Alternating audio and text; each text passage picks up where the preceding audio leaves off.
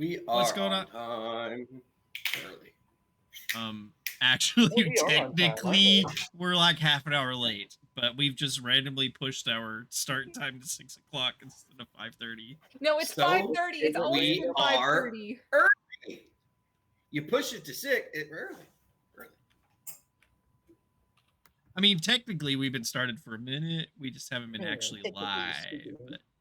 But We don't want to see. yeah, we're here for more Middle Earth, guys. Tonight is episode 19, back on the road, and without further ado, I'm just going to go ahead and turn it over to Kevin since it's his show, and we'll get started. Welcome back, everyone. We are adventuring back in Middle Earth tonight. The group, the last couple of sessions, have reunited in Brie once more, where they've had a bit of a crisis, a refugee crisis. People from the south flooding north. People from Farbad, as well as beyond Farbad. They've come to Brie, and the influx of so many people has meant that the Reeve of Brie has had to keep them locked out until some sort of solution had been found. The party reuniting after a long break apart. I mean, a long 2 weeks apart, I guess. Weeks. Finally reunited and caught up with each other. Some truths revealed. Lies uncovered. The truths of the past. Indeed. And a bit of tension between one or two. Aurelian has been trying to discover some of the clues that he'd picked up from the journal, with the group eventually deciding on seeking out Halbarad, who is actually alive, which we found out. One of the causes of the tension within the group Undying. between Aurelian and Damrod. Sure. They have spoke to Tom, who they saved. They have spoke to the Reeve and witnessed the resolution of their refugee problem. And they are preparing to head out of Brie once more to go and find Halbarad. You are all in the Prancing Pony early in the morning. It's a Sunday. It's a market day. The streets are busy, not just because of the influx of the refugees, but it is market day. Stalls of different sorts are lining the streets, especially around by the Prancing Pony itself and the main thoroughfare of Brie. You guys are at the breakfast table in the Prancing Pony. What are you up to? What are you preparing? Issues. My food Are you to eat. discussing anything? I will be finishing up some salves that I've been making in my room. I will now have them out in front of the party in case they have anything they'd like to request from me to make. You have what? Some salves. Salads. Lots of salads. Got to get your greens. Ugh. That's why you haven't grown any, Rook. Because you didn't eat your greens. I look over. No, I'm not. I believe I'm taller than you. Actually, Kevin, who's taller, out of curiosity. Who is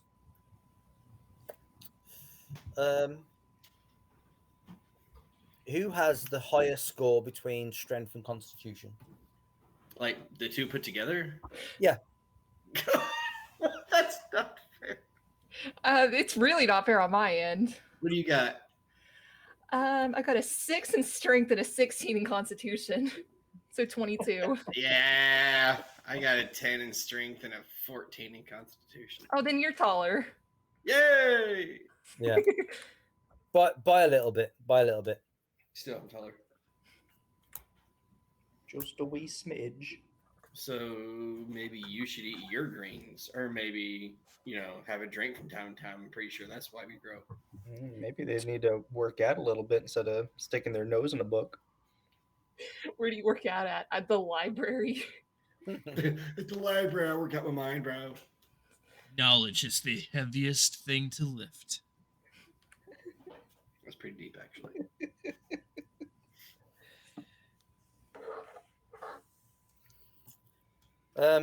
What are you all eating? I'll have some of those mushrooms. Barleyman's been making them special for me. Yeah. Marikar's having all the bacon and eggs he can possibly eat. Just a big plate of it. That's about it. I throw him a piece of lamb spread here. Eat that. You don't have that. We established it. I thought we had a little bit of it. No. Kevin said no. Why? We had such a good plan with it. Marikar would have denied it. He'd be like, "No, I gotta keep my protein up." You know. I'm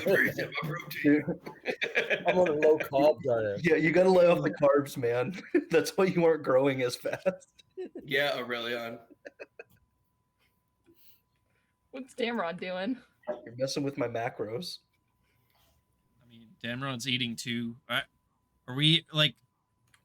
Is this like a proper restaurant where everyone's ordering like their own plate of food, or is it just like we'll have mushrooms and some sausage and some bacon, and they just bring out platters? Because if they're bringing out platters, I think Damrod's probably having a little bit of everything. Yeah. It's probably like a big heap on one big thing that they put in the middle of your table. And then they'll come out with one of those trencher loaves as well. Oh yeah, I want one of those. Yeah. You described it so well last time. With some cloth ready for you to wrap it. Cool. So, where are we heading? I imagine to see your new best friend, from the sounds of it. Marikar looks confused. But you guys are all here. Aurelian just he blushes a little bit and goes back to what he was doing because he was not expecting that. I meant Halbrod. Oh, he lights up and he looks at Damrod and he goes, "We're going to see your dad." Yes, this should be interesting. Oh, he's so cool. Wait until you meet him, Rook. He is the coolest guy. I glance over to Aurelion like, is he? Oh no. He's better not. Halbrod, he could suplex a troll for sure. I have no question about it. I jumped on a troll's back and stabbed him with a spear. Yeah, it was like there. Episode 1. No, you weren't. Oh. That was Aurelion. Yeah, It was like episode 1. you didn't do anything about that troll. I tried suplexing him. We've seen a troll before we met you. Oh, really? Oh, that's why you knew what it was. Yeah. Oh. Wow. Wow, you guys are old. I forget about that. I've got a whole notebook. Like I have in episode 1, jumped on Troll's back and stabbed him with a spear. Anyway. So you eat your breakfasts. You empty out your trencher, using the bread inside to mop up some of the grease and stuff from off the plate. Oh yeah. Nice. And whatever's left on your plate, you stuff into the trencher and replace the lid of it, of this bread trencher, effectively, and then you wrap it up in cloth, little bow, little tie it at the top to hold it all in place.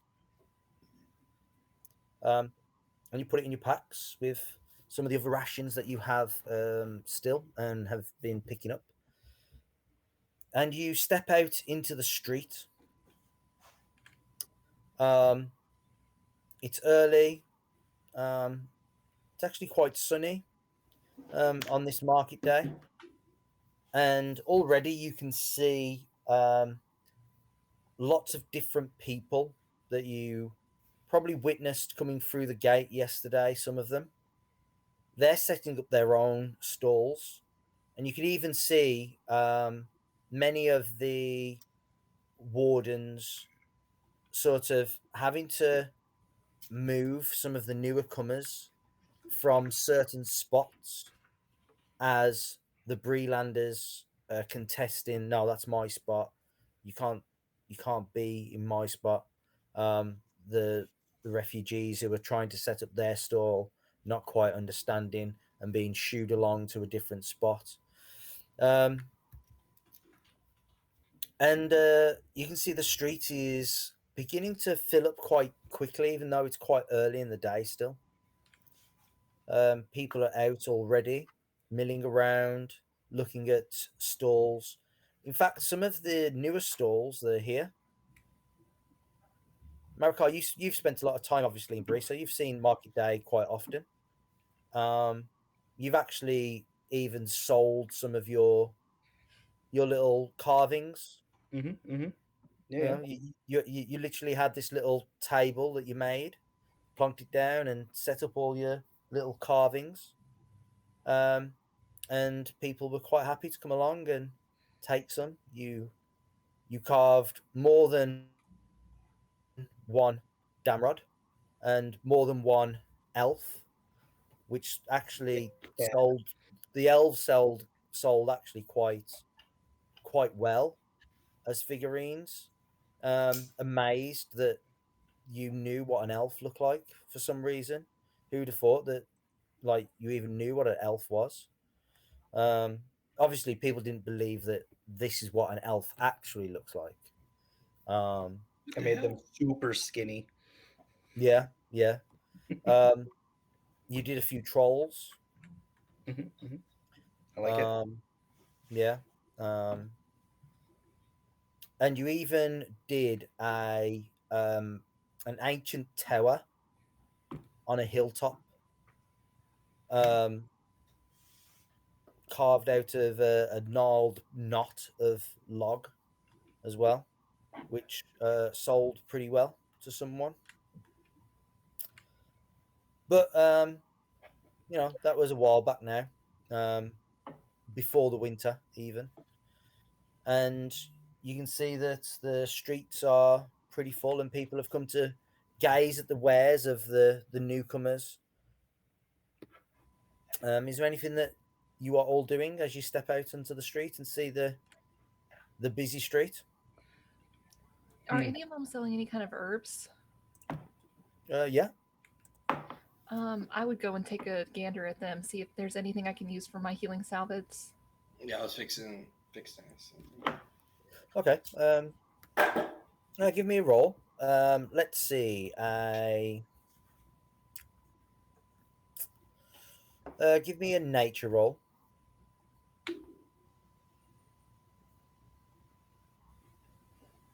Okay, that's pretty high. Um, Not good at much, but I'm good at nature. you see there are tufts of or bunches of aphalas, Hmm. king's foil, um, but not that it looks pretty old and looks like it's been left out for some while, um, which is confusing to you. It's like why are people not using um, these plants, which are very helpful, of course. Well, to be fair, I did talk to Anna, and she was like, "Oh, that's just a weed." So I kind of do understand a little bit. Yeah. Um, I would just kind of like knowing that. Oh, you're selling Aphelas. Kind of strange to be selling something that can be found so easily. But you know, I've got a friend that would love a bouquet of this. How much do you want? Oh, well, I mean, if you really want some of this, dearie, then well, a few silver coins will be fine. Two enough for the whole bunch? Oh, yeah, sure. Why not?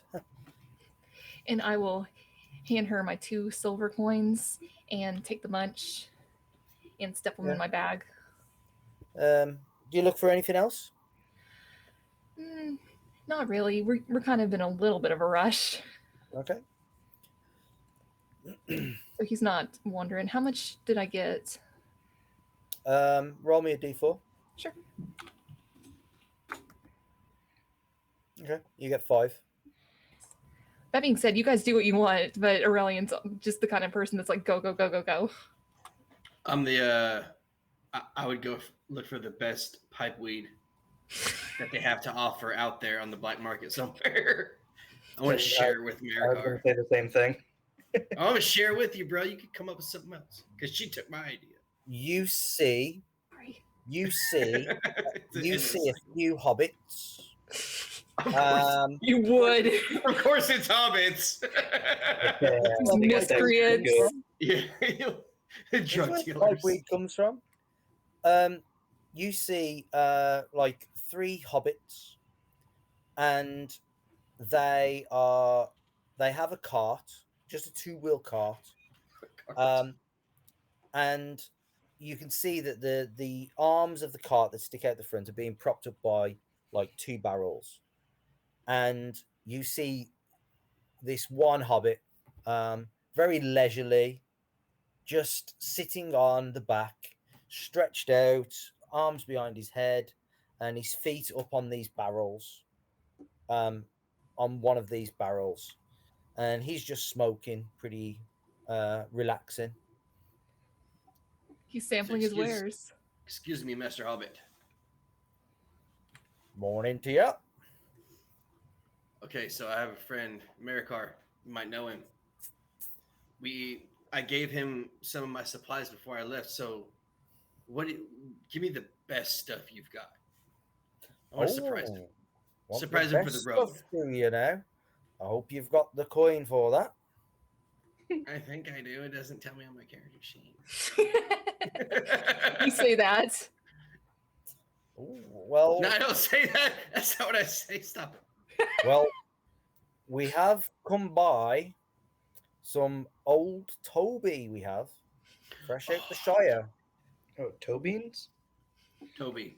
Toby. Old Toby of the West Farthing, South Farthing. It's the best stuff you can find. Let me get. Okay. I mean, how would we talk? I mean, I wouldn't be talking like ounces or stuff like here on stream. So like a bag, like That will be a snack. 2 gold pieces. Ooh. Ooh, that's almost as much as a cow. No, it doesn't tell me how much gold I have, but I know I have some. And he will pat a parcel that's just behind him, and he'll it's tied up with yarn string, and he'll slide it forward, and it's a good wedge. Good. It's enough to last you. It's enough to last a hobbit maybe a month. Perhaps yourself, it could last maybe 3 months. I don't remember how much gold I have, but I know I got more than 2 gold pieces. Well, yeah, because you stole some. Shush, shush, shush. I put it back. But anyway, I would hand him the 2 gold pieces. I would ask him, does he have 2? Now Can we I have got see if more. he's lying to me? We have got more, mind you, but we've got other customers that like to come and sample the wares. We'll skip the sample. I'll pay you for 2. It's not good business to sell out all at one time, you know. It's not, but at the same time, you're also not losing money. You're actually making money because I'm gonna put 2 silver pieces on top of it if you let me have what's left. And he's taking his time looking you over. Of course he is.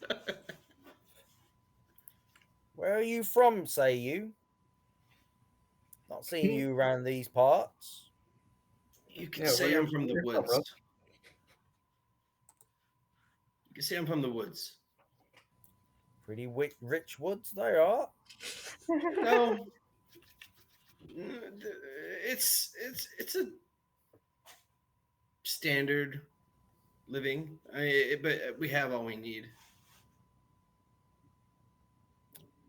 Say, how about we make it 3 gold pieces for an extra package? I take a gold piece, I put it on the table, and I slide it slowly to him. That's on top of the 2 that it costs. Again, I've got customers waiting for this, you know. So you're saying 3 on top of the 2, so 5 total? Oh yes. How bad do He you want gives this him the bit, remaining Charlie? 2. Really reluctantly, he slides over the remaining 2. Noticing his pouch is probably getting low. Pleasure doing business with you. And he'll pass over this other extra package. The one you said you didn't have. Okay. I said, well, it's a pleasure doing business with you. I and you. And he's got like this huge grin on his face. I know he does. Dude, you just bought oregano. Yeah. I did not. Stop it. He said it's the best stuff. Yeah. I'm giving it to my friend Maricard. Just got robbed with a smile on your face. Charlie, I knew I was getting robbed. That's why I was smiling, because I knew I was getting taken. It's okay. It's okay. Can I say, Charlie, that you were like, I don't want to talk ounces on stream or anything, but do you have a dime bag? I didn't say that. That's not what I said. That's what everyone heard. Well, they heard wrong, because that's not what I said. Jerks.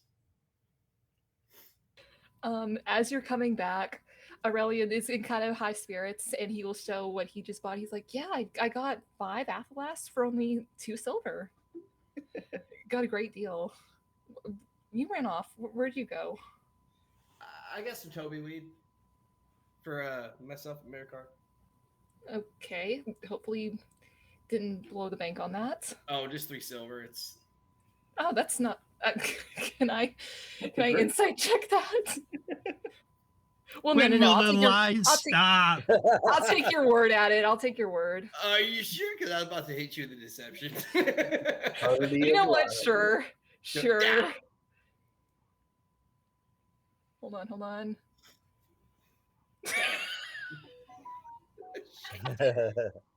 3 silver, huh? Yes. Is it good quality at the very least? You sampled it, right? Yeah. Oh, yeah, absolutely. Insight again.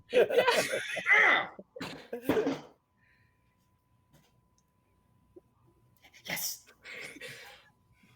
All right. For the time being, I'm not as ashamed of you as I could be. Aw, it's depressing. I would set out to find Maricard. Marikar would be just looking at everything. He'd be talking to every vendor. He'd be looking at everything. He'd probably end up spending like money just because people talk him into buying stuff that he doesn't need. Like he needs to get out of here. He needs an adult. So he's got he's got like a bunch of trinkets and stuff in his hand, and he's like, "Oh, this for only 3 gold? Wow, this is really cool." You, you know But what he has no gold. you know what you actually find, Marika? Yes. You come across a stall Hmm. selling honey cakes, or they are poor imitations of your honey cakes. No, like honey It's cake. like somebody it's like somebody has seen your honey cakes Uh-oh. and have tried to copy it in some way. Yeah, Marikar, he'd be excited to see the honey cakes, and he'd run over and he'd be like, "Oh wow, honey cakes!" And he'd look over, and like I could tell these aren't Bjornings. Oh yeah, 100%. Yeah, and he would ask, "Oh wow, where'd you learn to make these?" Um, give they they are sort of oh well we had the idea of you know using some cake and making some sweet treat Hmm. with some of the local honeys that we've got here, and you give me an insight check. Sure. Yeah, good luck with that. Let me see. Insight. That's not um, oh yeah, like he just exactly what he's saying. He's bad. Hmm. just And he would, coincidentally they yeah, they no, seem to it have makes sense to me. He would say, "Oh man, I love honey cakes. I make them too. It's really cool." And he'd go on this long story about how his grandmother used to make them and all this other stuff from the Bjorning land. And he'd actually give them one of his. And he would say, "Do you want to trade? I'd love to try your cakes." oh yeah, yes, of course. I mean, it's we we only just thought of trying this experiment. We've been trying something new and trying to do something with the local honey quite routinely, shall we say, trying to get an edge on things. You understand, of course, and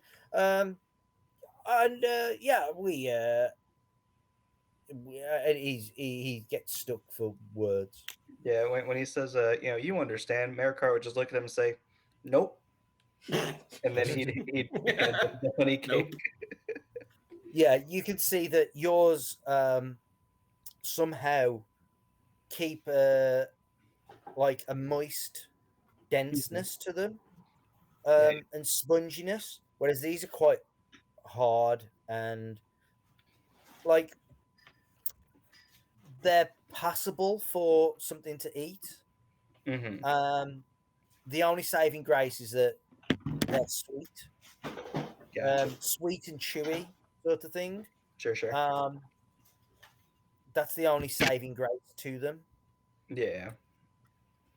Meanwhile, Yeah. So, Marikar's like, "Oh, it's a good thing. I'm about to go out of town. You yeah. know, now people can get their honey cakes." And they're like, "Yes." Yeah. Yeah, Um, Marikar, he would say, he was like, "Yeah, I've been making these for a bunch of the refugees and people in town for a few months now. Um, you know, I never thought about selling them though. That's a great idea." the guy says, "Oh well, I mean, like, how do you get around the baking process? I mean, we do it this way, and we get the heat to the here and here Mhm. as well, and Don't. uh, No, that you definitely you do not have to do all that. It's really simple. Here, I'll tell you the secret. Am I next to am I next to Maricar right now? And he'd lean in and he goes, give me, hold on, Rook, give me a D4. Two. Two. I'm gonna say no. I'm going to say you can see him. But I can't You hear can him. see him, but you look over and he's just talking to someone probably 60, 80 feet away from you. I'm gonna keep moving that way. Yeah, Rook sees Marikar, he sees the honey cakes, and then he sees He's a- whispering oh, no. something into the Yeah, guy. He's What like, if he thinks that he's threatening him? yeah. Even more reason to run Yo, over this there. is my turf. Yeah, step off my turf, cuz. No, Marikar, he leans in real close and he goes, "Here, this is the secret. I promise you, it'll come out great every time." he sort of like his eyes light up, and he's like, oh yeah, we can compare like how they go. You see, he leans in. And he says, "The the secret ingredient to making a perfect honey cake is love." Yes, and that's what I wanted. like he's so like eager leaning forward, and he's like, yes, yeah, yes, yes. Yeah, no, that's it. See, when you truly love someone and you use your baking, your craft to and put it into your work, chef's Uh, kiss. I are you insulting me? oh man, here we go. No, I'm confused. Love. I haven't It, even tried your cakes yet. love. That's your secret. That's your secret. Yeah. No wonder you don't have a stall around here, boy. Oh, I think No, why would I? I think what you should do is, Hmm. Hmm. how about you work with us, and we will take you under our wing, and we'll teach you all about how to bake honey cakes. Mm, no, no, I'm okay. But I hope your business goes over well. We're going out on an adventure, so I'm not going to be in town for a while. So it's nice to see that the people here can enjoy honey cakes while I'm gone. Hey, maybe when I come back, I can start selling honey cakes too. oh, no, it's very difficult. You see, making and selling such goods. Yeah, I'm not much of a business But guy. I think I I just got think the you recipe should. and the knowledge on how to do it. I think you should come and speak to us when you come back, and we can renegotiate and talk about how we can support you in growing and developing, and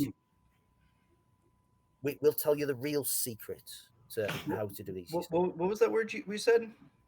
Uh, The R word? ne- negotiate. What does that mean? It means we will have a discussion and work out what is best for the both of us. Okay, yeah, sure. Sounds good. Um, I'll buy one of your honey cakes though. I appreciate the conversation. How much are they? Oh, they're just a silver piece. Oof. I was thinking maybe a couple copper for what I would what I would sell them for. Well, all right, here you go. And you hand him a Oh copper. well, you Hand him see, a silver. that's where you're going wrong again. You see, you need someone like us to really show you how to go about this. Yeah, I mean it makes a lot of sense. It seems like see, I will give you a talk. What's your name again? And he put out his giant mitt of a hand Yeah, for a handshake. he goes in and shakes it. It's Barnabas. Barnabas. Okay, gotcha. My name's Marikar. You're Maricot. Well, Mr. Maricot, it is a pleasure to see you. We've heard a lot about you around these parts. Yeah, Um, yeah. I guess I've made kind of a name for myself. I don't really know what the big deal is though. Many names I have even heard. The wood handler. Oh yeah, yep. Really good with other The people's wood. smoker.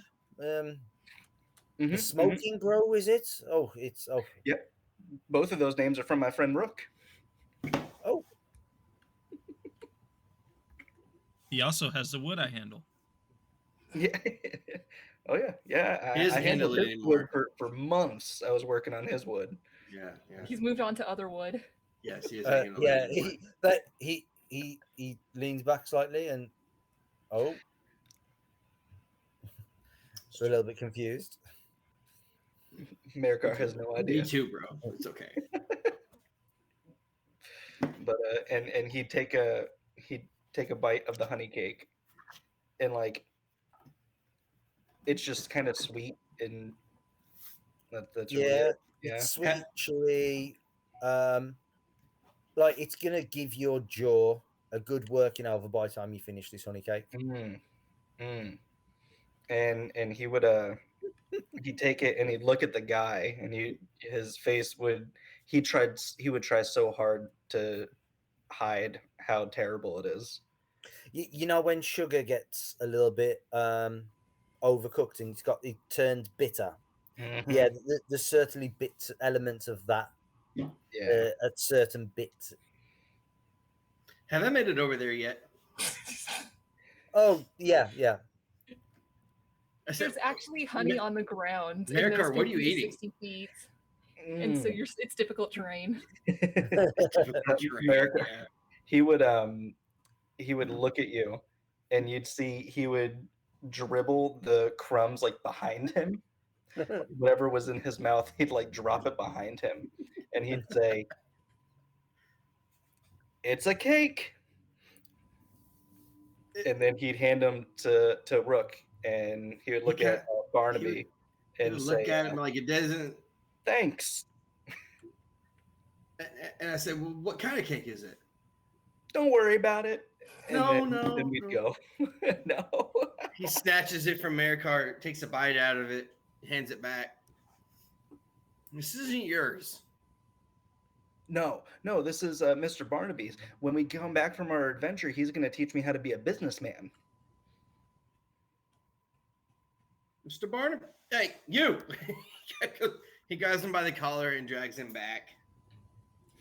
He says, what is this? Oh, he says, this looks a lot like my friend Marikar's cakes. You know that? Well, yeah, because they're honey cakes. Yes, but I don't know what you're trying to say. Gods, wardens. I cover his mouth. Rook, I don't own honey cakes.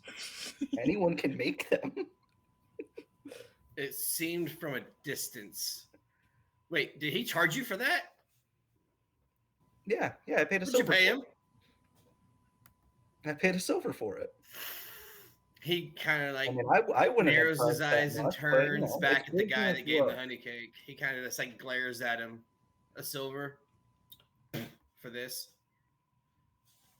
Oh, I mean, you cannot find honey cakes for sale anywhere else. He looks at Marikar. He looks back at him, lets him go. Well, you're not wrong. I don't sell them. Yeah, no, and maybe That that's where seems I'm like going he's trying wrong. to. Marikar seems like he's trying to exploit your idea for his game. I didn't come up with the idea of honey cakes either. I don't know why you're so bent out of shape about this. Because you started making honey cakes before he did. Now he's exploiting the idea that you had in your brain. You just didn't have a brain to sell them. But he does. And he's ripping off of yours, and yours tastes better than his does. So. Well, and Hey, Marikar, I will not take that. Yes, you will. Be quiet. yeah, Marikar would say, with all due respect, Barnaby, it tastes like ass. Yes! And then he would say, but it's okay because you're like the business guy. You sell them, and then I produce a superior product Superior. for Superior. superior products, Yes. and I give it out for free because the love that I give in my cooking The main should ingredient. be shared with. Aurelion, Love the in main fact, ingredient. What are we doing during all this? Damrod, can you Sleeping. give me He's sleeping. a D4? He's like, I don't want to be here. Oh, no. It's at a 4. It's fine. Oh, Big yes for Damrod. Oh my Oh, no. gosh. pushing through the crowd, Aurelion, as you are probably just standing back slightly from Rook, perhaps with Damrod. You see two of the wardens pushing through the crowd, beelining it towards Marakar and Rook. Not only is it two of them, one of them is young Tad. Oh no. Yeah, my boy Tad. Get my sturgeons in. I'm no. gonna kick his ass. I love him. Can we recruit Tad? Well, you know what? At least it's better than Harry. You know, right now it doesn't seem like he's gonna be recruited because he's coming over here to stop us. Yeah, he's getting aggroed. Marikar has no idea why this is even a big deal. Okay. Wasn't soon- supposed to get this big of a deal. To be honest with you. As soon as I see the wardens coming on their way, I will like duck through the crowd and like grab Rook by like his arm and just pull him in the other direction. Like, oh, time to go, Leonhardt. Why? Lionheart, Tigress. What is your name? Why? What's time to go? It's time to go, cause. And then he will motion towards the wardens. Because Low the idiots pro- are getting in trouble. Low profile, There's only Leon. two of them. You see, Are you gonna you fight them? see Rook looking back. You see young Tad almost like lifting his spear up, waving it, going, "Hey, you, wait there! Hey, come back!" As I'm being drugged, Aurelion took me. I'm like, it's only Tad. Low profile, remember? As you're kind of being drugged away and you see Tad kind of raising his spear, yelling at you to wait, you see Damrod like appear out of basically nowhere in front of Tad, just acting oblivious to what's happening. Oh, Tad, good to see you. How are you faring? He's doing. Mr. Ranger, can you move, please? I need to deal with this. They are causing a disturbance. There is quite a lot of people here, isn't there? And he's doing that thing where he's trying to get around you, and you just like sidestep, and then you sidestep. Okay. What's Marakar doing? I guess Marikar would be Yeah. following Rook. Okay. Like, all right, Barnaby, I'll talk to you later. See you when I get back. Okay. I want the three of you to give me a skill check that you think is appropriate in this situation. Now, it could be that you do a disguise self sort of role of some sort, or a performance, or it could be whatever you think is an appropriate skill for you to roll. You just need to tell me what it is I before have a you roll. disguise kit. Could I hit you with a I mean survival? stealth, Stealth, and maybe? acrobatics and athletics if you want to be a little bit more forceful with it. I have. Could I possibly, because I have proficiency in history and I specifically learned it here, could I possibly like know a good back alley to like turn into? Yeah. Okay, I'll roll that. You've studied the maps of Bree now. Charlie said he's got a disguise kit, and I just see Aurelion dragging Rook, like trying to drag Rook off to get him out of view. And Rook's like, I got this, and just pulling out a box of disguises, trying to flip through disguises as he's being pulled away. Part of me wanted so bad for me to pull him, and then his hood came down. That I would be so grab a fun. white wig and I throw it on Aurelion's head. I start to like shape it to where it looks good. Throw it on my head. I start to shape it. We're incognito. Let's go. With your hood still up. No, the hood came off. You said the hood came off. No, I'm saying if the hood came off, that'd be funny. Oh, never mind. Scratch It's like everything a I said. it's like a horsehair crown of some sort, veil of some sort. Do we look pretty though? Oh, That's important. very feminine, Okay, good. very Well, angular features. well, we are elves. So Yeah. that's a fact. But yeah, I will duck into that alley and maybe we dress ourselves up a little bit and then come back out. What's Marikar doing? What's Damrod feel like- doing? I feel like As in Marikar- rolling. I feel Sorry. like we could have taken them Aurelion. I know we could have, but we're not supposed to be standing out here. Fair enough. Yeah, I Could we think, take them? Yes, we could take them. A stick isn't going to last long in a hurricane. Well, maybe you should tell him that. Sorry, go ahead. I'm just being Mablung at this point. Yeah. Kevin, Yes. would Marikar even know if we're running away from something or not? Like, he hasn't seen a problem with any of what's going on. I mean, the probably biggest problem was Rooks sort of grabbed a guy by the collar and then like put his hand over his mouth Uh-huh. when he started calling out. So he's sort of causing a disturbance with one of the Gotcha. I think Marikar, he would. marketeers. Gotcha. Yeah, I think Marikar, he would just be trying to keep up with Rook and Aurelion. So would he be able to be like athletics to just like, try to catch up with them and maybe go a different route if it's like crowded or something like that? Yep. Would that make sense? Perfect. Yep. And this whole time he'd be saying like, oh, excuse me, my friend's over there. I gotta get over that way. Excuse me. And then he'd start heading Yep. over to where they were. Yeah, that's fine. Damrod, what? I mean, you've sort of described what you're doing. What skill would make sense with that? I don't have anything that I think fits. That's really going to be great for me.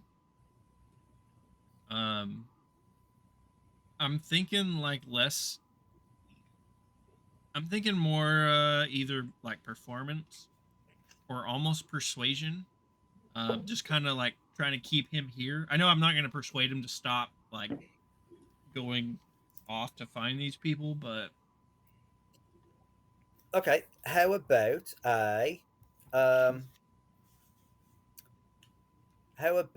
a dexterity persuasion roll? okay. As What? you're moving to persuade him to stay in front of you, rather than just talking. You're sort of trying to keep your body in Physically. between. Physically block him. So mean, if you're basically not a dex check for proficient me. with persuasion, yeah, probably just straight dex check then. Yeah, because I got a 0 in persuasion anyway, so it's just going to be straight dex. Fingers Yeah, crossed. straight dex then. It's not too bad. Yeah, so with Damrod's help, the three of you are able to slip away or get down a side alley, and he loses sight behind the really tall ranger. And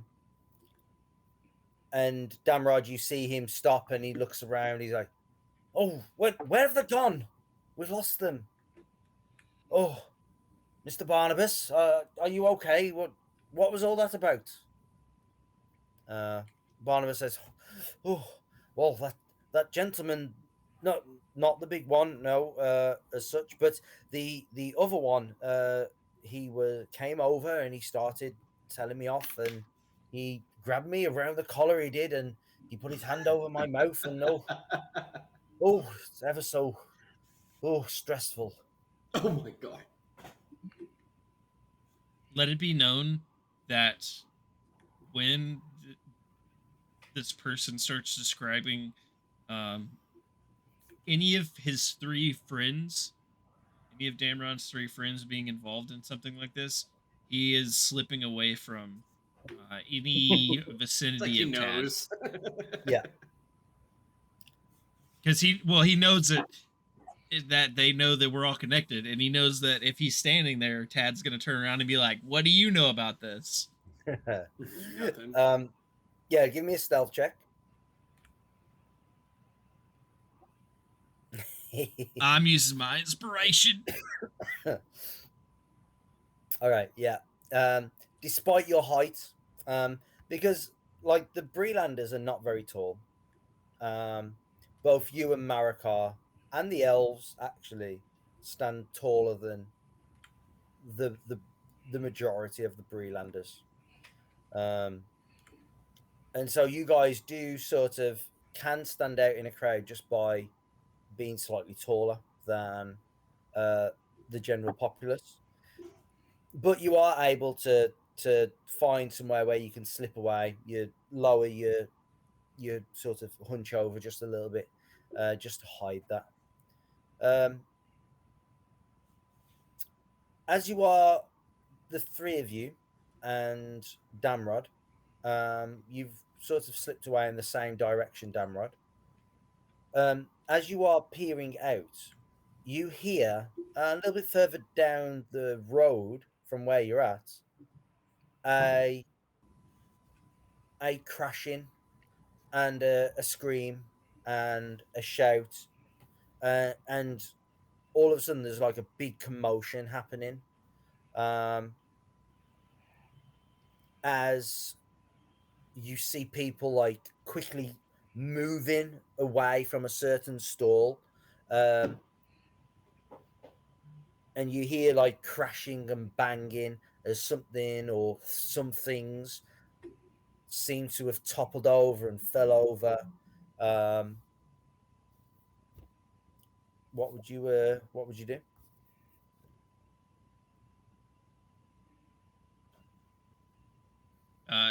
If Damrod sees it or is going in that direction, he's gonna proceed even more quickly towards that.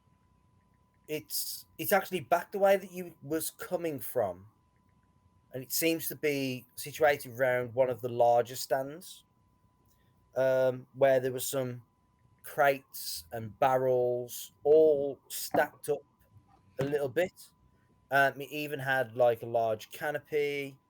Um, yeah, um, it was one of the larger stalls. I think that then he'll try to turn and go that direction, but he might try to find like a some kind of spot of. I know he's already tall, kind of a little bit taller than everybody, but he might find a little spot of elevation. Whether he's got to stand up on a small box or something, just to kind of get an extra little bit of height, so that he can look over and try to see what's going on as he's making his way. Yeah. What are the other three doing? Um, yeah, I guess I'm gonna. What are you doing, Rook? You're pulling me, so you tell me where we're going. I don't know. I think maybe he would keep his head down and keep going and seeing if we can find a way out of Bree.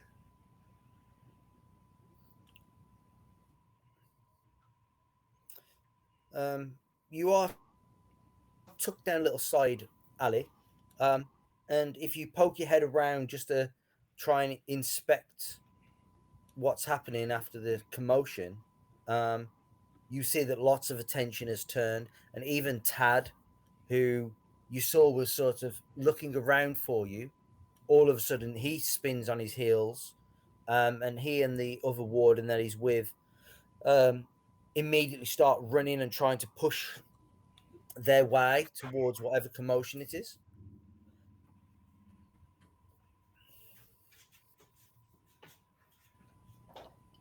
we try to be like looking back, seeing him. I'm like, let's go. Trying to push people out of our way faster than he can. Is Marikar involved with any of that? It's like, is that his fault? The commotion. Yeah. It you have no understanding. Like, it's back the way that you came from. So you guys were making your way away from where this commotion was. Got- It was before the baker as well. Gotcha. Yeah, but you see that people are starting to sort of almost surge and push their way away from that location. Marikar would head to that location then. Something Okay. seems afoot. Marikar, what are you doing? What? Something's happening. Let the Brelanders take care of it. They've got wardens. Oh, I guess. You aren't curious on what's going on? A bit, but we can't solve every problem in Middle Earth. Why are we whispering? Trying to leave. Oh, is it time to leave? That's right. Yeah, we gotta get going. Come on. Make a hole. Tell We gotta him. find Move. Excuse me, everyone. I gotta get through. And he'd start. Not like that, bro. Trying to scoop people up the way. Like, oh, excuse me, Miss Linda. We just got to squeeze by you real quick. I love your hat, by the way. Oh yeah, some people love to wear their best clothes. It's their Sunday clothes, their Sunday market clothes. Talking about, you all see, you probably notice Tad just pushing his way into the crowd, and he's almost swallowed up by the crowd that's trying to both look and also get pushed back by people trying to move away from the scene and the commotion. And just as he and the other warden get swallowed up by this crowd, Damrod, you getting your vantage point and peering over the top, you see that crates, a couple of crates and a couple of barrels have toppled over and rolled away, and has spilt stuff on the floor, and a fight seems to have broken out between two people. Sure, that has nothing to do with us. Oh, lost him.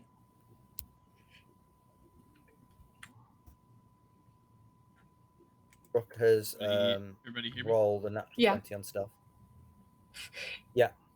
He's too Okay, stealthy. just making sure because we you lost hear me? Charlie. Yeah, no, we all know. All right, I was just making sure that it wasn't doing some weird thing again.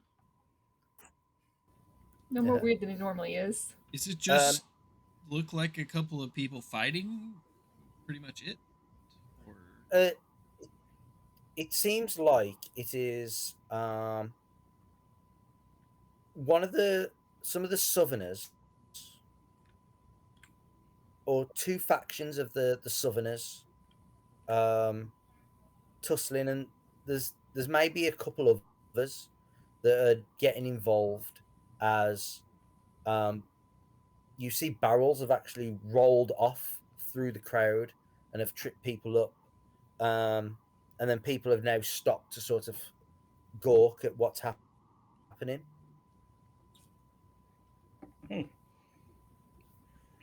Damn, that sucks for them. But I think Damrod's probably gonna leave it alone for the moment.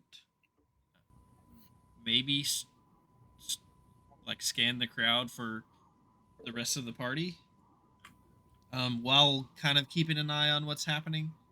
If it starts to turn into like a massive brawl, then Damrod might come in and try to help the Brelanders help stop what's happening. But you know, if it's just 2 or 3 Charlie's people back. fighting, then he's gonna let Tad handle it. Tad's a good lad. Yeah, he needs the experience. Yeah. you see the rest of you see that more people are sort of making their way towards the commotion. Um, Cat dies. I just saw that. I'm sorry. but I didn't plug in my um, computer. Shut off. as it does, you all hear um, you all would hear a scream from further down the road on the way out of town. The Where we're direction going? we're going. Yes. Yeah. Um, and as you turn and look in that direction, I imagine you would all look in that direction. Mm-hmm. You would see that a group of um, hooded and clothed um, individuals brandishing clubs and long knives surround a stall, and the people in the surrounding stalls um, are screaming and panicking and starting to run off. The I run there. proprietor, the proprietor of the stall, um, is has fallen over and is on her rear end with a cut to her head. You can see her head is bleeding. As one of the perpetrators is standing over her. Where's my arrow? Where's my bow? The four of you, Damrod, you're a little bit further just up the road away from this. Looking down as the crowd nearby as well, all of a sudden also turn and look down towards where this other next scream has come from. What would you all like to do? Marikar immediately runs over there. I'm right behind him. Yeah. I like try to grab a hold of you and I can't. Nope. And I'm gonna run No. after you. There's no way. You And can Rod's roll on a his way 20. too. I don't care. Oh, I don't care about you. I care about Rook. Oh, perfect. Yeah. Yeah, Marikar is like a freight train right now. Mhm. Yeah, and he's. So how many people are there? There's like four hooded individuals. Ooh. Can you all click on your tokens and just roll Oh, initiative for now? yeah, for no reason. Ooh, come on. I'm so bad at initiative.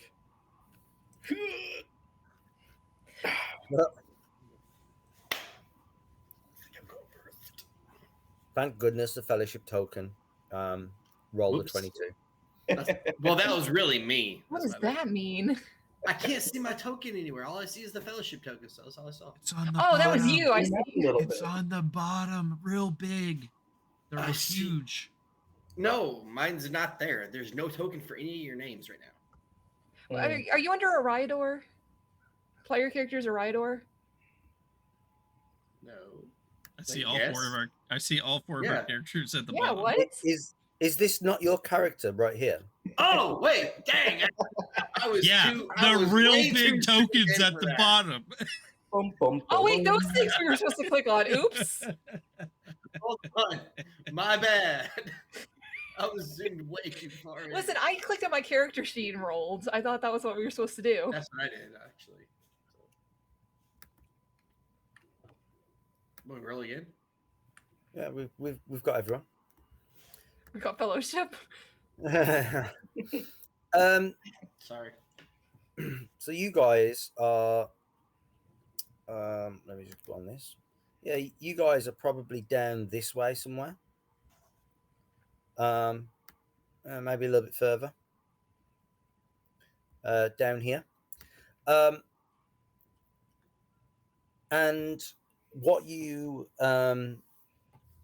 see as you roll and you begin to react to the screams, the people who are left in the street, they really do panic and they start like fleeing towards your direction. And so they're going to create some sort of difficult terrain for you to try and get to the situation. Rook, what would you like to try and do to try and get to where you want to get to? I'm going towards the cart. I see a lady. Yeah. Obviously, you saw it. I saw everything you told us you saw. I would say you're probably we'll say 180 feet away. I'm gonna sprint that way as fast as I can, and then Okay. How are you going to deal with the difficult terrain? Do you want a suggestion? It- Rooftop. That's where I was going with it myself. Yeah. I was actually gonna see if I could climb on top of something and just kind of like hop on it to try to get over there as fast as I could. A wall, a ledge, rooftops, cart tops, whatever. Okay. Give me an athletics then. 16. Okay. Yeah. You're able to, from your position, hop up onto a roof. You are able to jump up onto a low porch of some sort before hopping up onto the next part. And you're able to move along. In this way, you're able to travel. What was the success for it?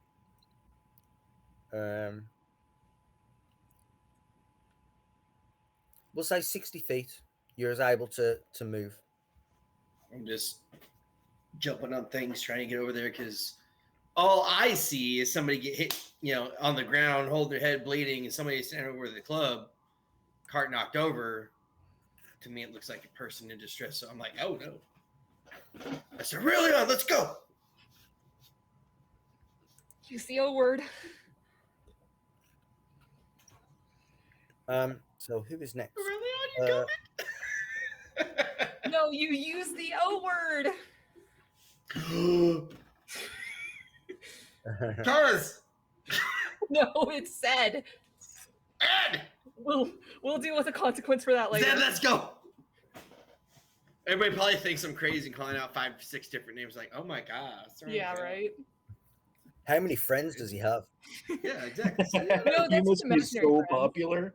No, that's what he names the pigeons. Nice.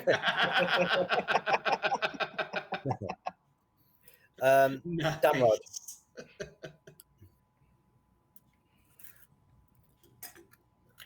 I think Damrod's just trying to shove his way through to whatever's happening. You want to use some athletics? Sure.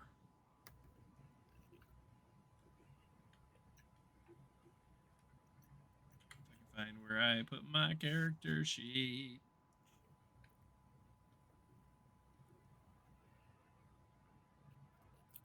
Okay.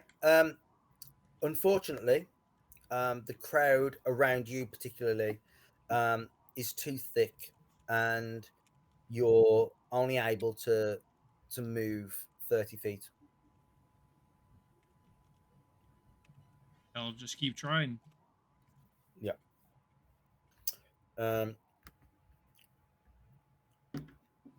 Aurelian?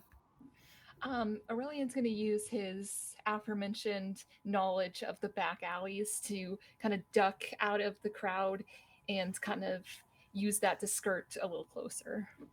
Yeah. Do you need me to roll anything? Yeah, you roll the skill that you think is appropriate. Yeah, I'm going to roll history again. Yeah, that's fine. Oh my gosh! Wow. Nailed it. Double nat 20s. Yeah. Yeah, you'll never see that again. No, I won't. History of ever. You know what? You can have inspiration. Yay! What? Look at you. I'll Wow. take that. I now have as much inspiration as I do to Brewery Shadow. Remember you're this in your able game. you're able to keep up with Rook. I took Rook's cunning action into a consideration with his movement. Um, but Aurelion, you're able to keep up with Rook as you stay on the ground level and weave your way. Probably the first time that's ever happened in his life. Yeah. But I imagine like Rook's probably like hopping over stuff, whereas I'm just a straight shot. Yeah. And Marika. Marikar is just going full steam ahead, trying not to knock over anyone, but also like not really Knocking worried if over. he does or not. Mm. Yeah. And with his what's it? He got things his last level where he has a speed of 40 now. If he's Nice. not wearing armor, Okay. which he wouldn't be wearing armor if he's just going to be walking around the shop, around the market. But yeah, so he's just going to be steaming through. Okay. Would you like me to make an athletic check as well? Everyone else did, it looks like. Yeah. I didn't. Well, everyone who can be athletic. Yeah. Whatever skill you feel Yeah. is appropriate, and this just definitely feels like Oh, a jeez. athletics. I'm gonna inspiration that because there's no reason I should get a 14 here. There we go. There That's we a go. little Yeah, you're able. Your thick muscular frame is able to part the sea of panicked market goers as you are able to move 60 feet. Those that can see, what you witness is the the one that is standing over the person on the floor. And now that you've moved a little bit closer, Marikar especially, you'll notice that this is Kelda, the seamstress. She she is probably the most popular clothing maker within Bree. She's very famous within Bree land itself. Supposedly, she has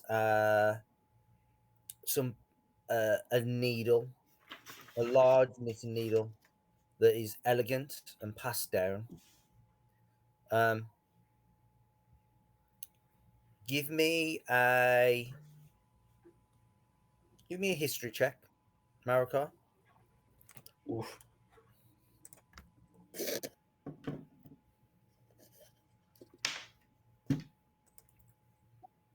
That's a 5. Yeah, you just know that she's got some sort of special needle, supposedly, Mm-hmm. um, that people talk about that allows her to really make the finest of clothing. And in fact, lots of the hats that you see people wearing, and the people that want to stand out in Brie will wear her clothing. Mm-hmm. And she's like the pride of Brie almost. Yeah, And yeah. it's her that's been knocked on the floor. Ooh, Um, as Marikar well rages. as well as her you can see her her granddaughter potentially, and potentially her grandson as well, have been knocked down, and being threatened at this time. Not on my watch. The one that is standing over, um, the one that's standing over her is beginning to sort of, reach down and almost looks like he's trying to find something, or he's grabbing things from her possession. Mm-hmm. Oh, I'm gonna get him. How far away am I from him?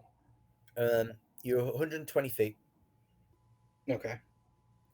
So that's It's probably going to take you 2 more movements. yeah. Yeah, if I'm sprinting at 80, then Okay. Yeah. Yeah. Because of the difficult terrain, you probably moved. Oh, to yeah, 60. sure. Yeah. Gotcha. So back to the top with Rook. The guy that's rifling through her stuff. I want to come up. It's basically like just put this like front kick him off of her, like away from her belongings. Okay. I mean, you are still like a couple of movements away. Yeah. I'm trying to move towards her. I'm gonna kick him when I get there. He's thinking in his head when I kick him up. When I get there, I'm just gonna kick him straight. He's like imagining this. kicking so hard. Yeah. See, I'm gonna kick him so. He's still trying to get over there as fast as he can. Okay. You're probably running out of houses, so give me an acrobatics as you are able to Nice. hop down. 23. Mm-hmm. Good night for rolling. Yeah, At for some least of for us. myself. Yeah, you're able again to move. I'd actually say 90 feet. So you're within 30 feet of this group. Can you I'm not kick saying from 90 he's feet, not 30 saying feet away? anything. He's just like he runs off the houses. He starts like top of carts. He's just moving. Like he's just mad because like he doesn't like it when people harass other people. So he's gone. He's moving straight towards them, and he's pulling out his spear. Yeah, and Marikar would yell to you as you're running over, "He's hurting Kildar! Get him!" Over the So I pick up the pace, and I'm like moving like I'm mad. He's mad. He's not even carrying anymore. Like he can deal with all kinds of stuff, but like when you have people who are like taking advantage of other people, he don't know. Oh yeah, that's a no. Damrod. Damron's just gonna continue to try to push through this crowd. If he hears Marikar yelling and sees Rook trying to pick up the pace, he's gonna pick up the pace even more, or attempt to, anyways. Okay. Another athletics. Yeah, if that's what you're trying to do.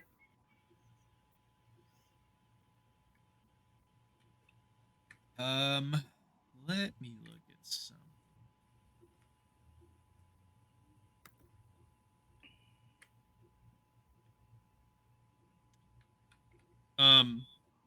What if I tried like perception to see if I could find see if I could spot a clearer path near me, to get there quicker.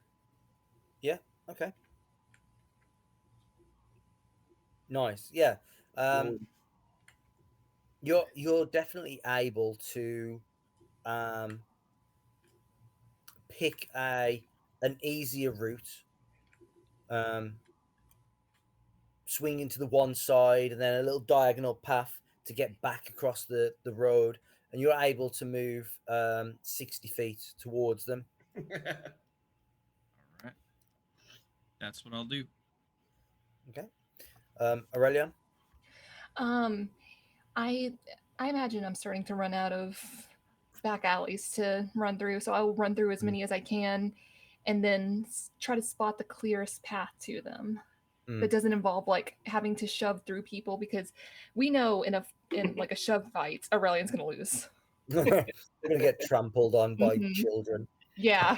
Are they children or are they hobbits? Who knows? Aurelian is already knocked unconscious. Oh no! It's a patter of tiny feet. That's so horrible. What should I roll for that? Perception as well, if you want.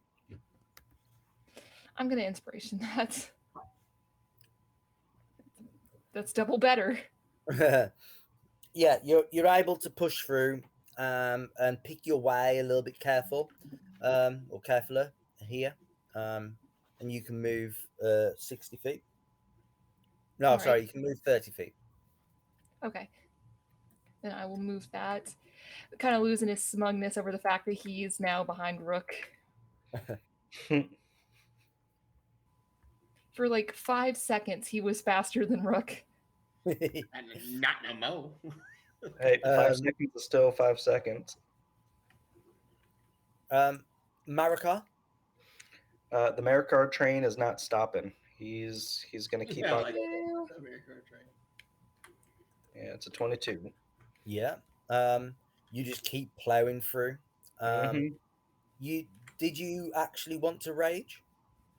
Yeah, for sure. Yeah. Okay, then you actually are able to move 80 feet this turn. Oh, oh, this guy's done. Wrecked. Um, Who's you, closer, me or Rook? I think you are about the same. Ha! Yeah, you're not beating me today. Maybe Rook is a few steps in front of you. Mhm. Told you. Yeah, and you just see Marikar, and he's just got a club, and he's booking it. He's just got all this awesome equipment. He's He trying to he broke he broke a chair on the way. Ah! Probably one that he made. What the hell? Yeah. Somehow, Barleyman was coming outside. He's like, "Oh, I gotta pressure wash these chairs," and then Marikar, boom. Snaps in half. I need No, this, sir. I think when Marikar started doing his guard work, he would have made himself a real nice, like a real nice club because he doesn't want to kill anyone. But Yeah. sometimes people just need a good bonking. Yep. Yeah. So he's got this really elaborate club. He's like whittling it on his way. Yeah, like an old timey constable. He's blowing He a turns whistle. into a tiny Yeah. bat. He's just on his way. He just shaves it down to a bat. Oh, there, stop! Yeah. I still got it. he you as you are all bearing down on the group turn and see you all now. I was stealth. They can't see me. Did you declare stealth? No. As you see the one that's standing over Kelda, you see that she's clutching something with like all of her strength, and she's pretty elderly. She's not sprightly at all. She's clutching something, and this man that's standing over is like pulling on, trying to snatch it out of her hand. And you see him raise his club up to strike her.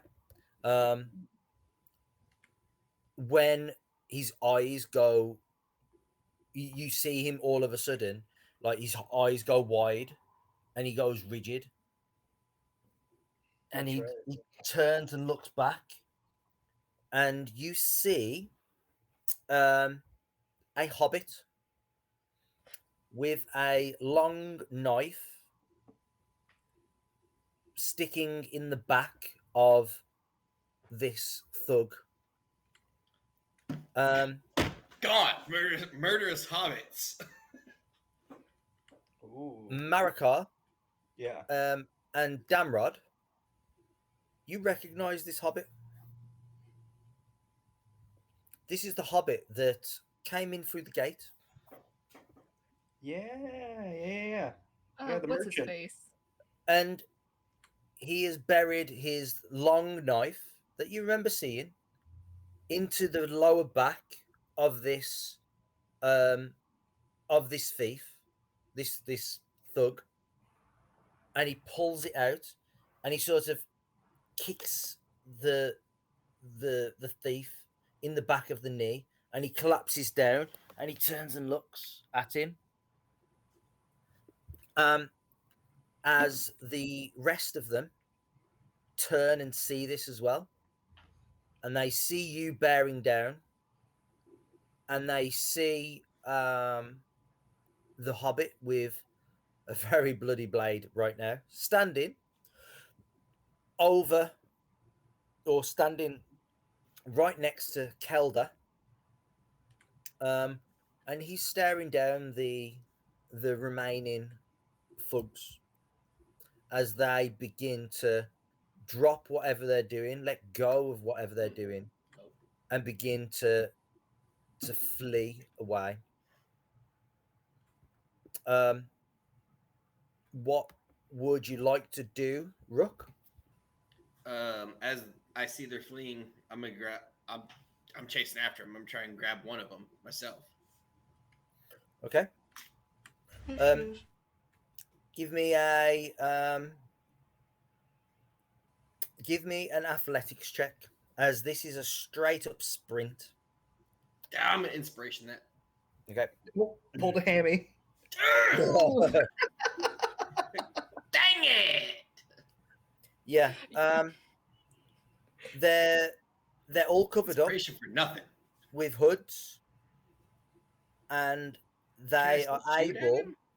They're able to quickly. Perhaps there's still some people between you and them, and you sort of bump into one of them. They chip you and they slow you down. There's no way as I can they've like got- shoot him in the back of the leg with an arrow, is there? You can take a shot if you wish. That's a risky shot, man. What happened was he started to run. He's like, "Oh, the honey cake." Stitch, I got Stitch. Hold up. He didn't use real honey. He used syrup. I can't believe it's Hold on, not my honey. character sheet's- Ew, can you imagine a honey cake that was made with butter instead of honey? Ugh. That didn't even sound good. I got signed back in for whatever reason. They kicked me out of Roll20. Okay. Dude, it did that Um, to me too.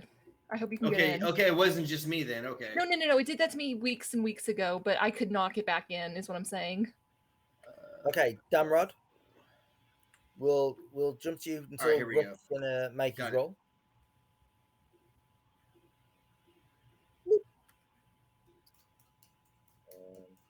Let me just have a look. It's a 14. Yeah, let me just have a look.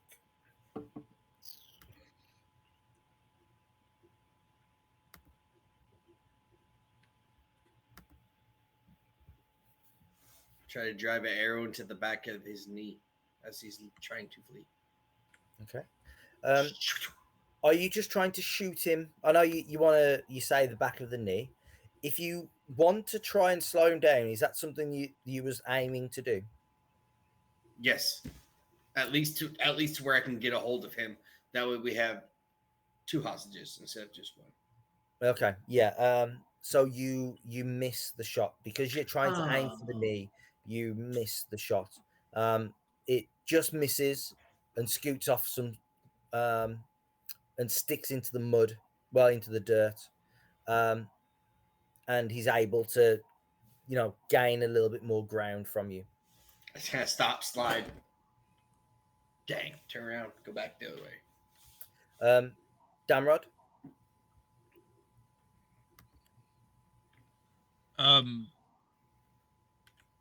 Crap.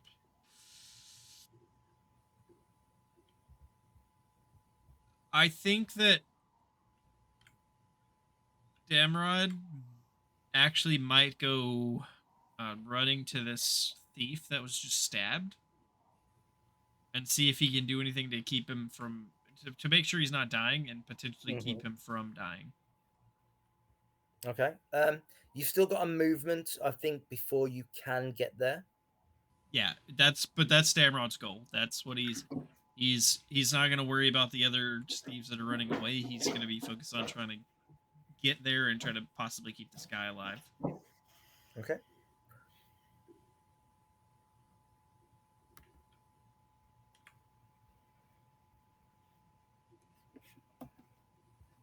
Do I need to roll anything for that since I moved to another I tell you path? what, give me a medicine. As you're trying to judge from the distance that you're at.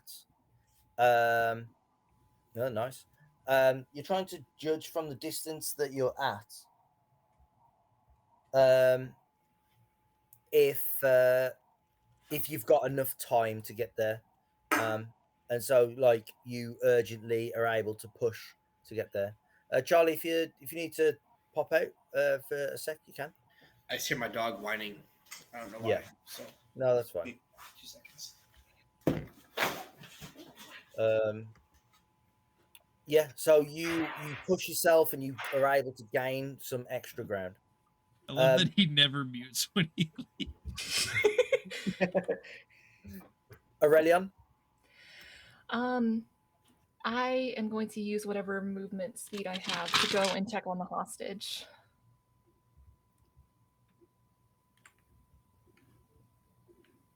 okay. You going to the one that's just been stabbed? No, not. I'm sorry. The former hostage, the lady Oh, with the needles, to make sure she's okay. Yeah. Let the thief bleed out. I don't care. Do I need to roll medicine or anything? Yeah. Dang. Ooh. Okay. Yeah. You see that she's got blood running down her face from where she's like been bonked on the head, and then she's like got a cut on her arm here, where like maybe the guy's knife has cut across, and she's put her hand up defensively. I will check her pupils to see if she's concussed.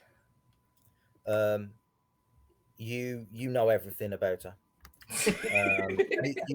You know that she's probably got another 6 years to live. Okay, sweet. So she's on death tour right now, is what I'm hearing.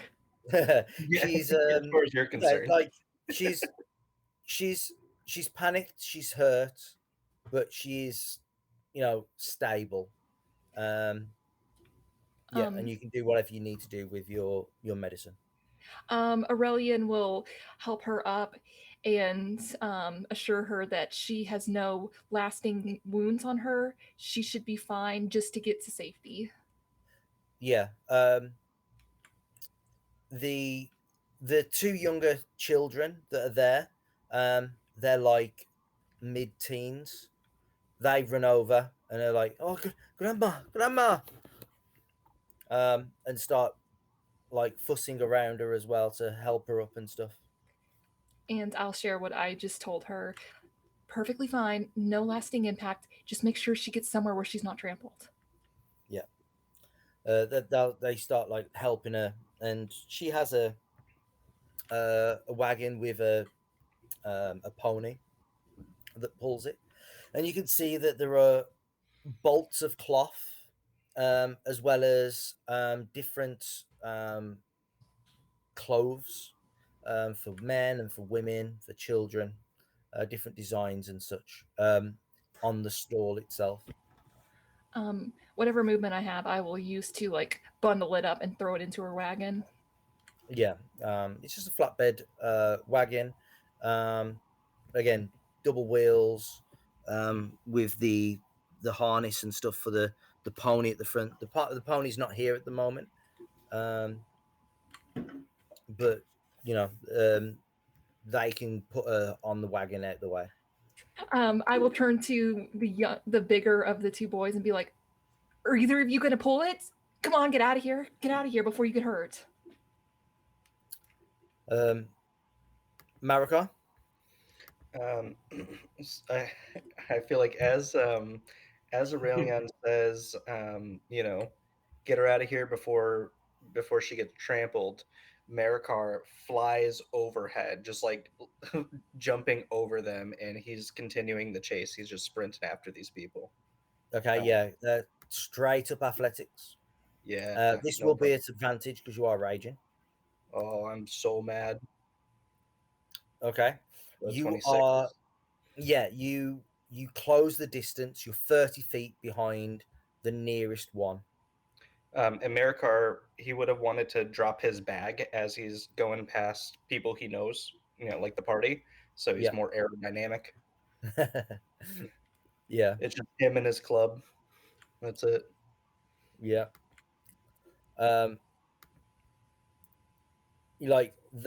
You see the panic and terror in their eyes. It's covered up by a face mask and a hood. Yeah, yeah. Marikar, it's like those scenes in movies where, like, the lion is just like got his kill and he knows he's just 2 more steps away. I mean, yeah, he's in full primal mode. He's on Yeah. the hunt. Aurelion, you stand up as you hear the hobbit behind you shout, "No, you don't! No!" And he moves quickly, and you see him stab the bandit once more. Where? Murderous hobbit. Where did he stab him? It looks like it's like right in the chest. Oh. Yeah, Aurelian looks shocked. He's never seen a murderous hobbit before. Me neither. Oh Yeah. my god. What do you think you're doing? And he turns. He went to stab you. Did he?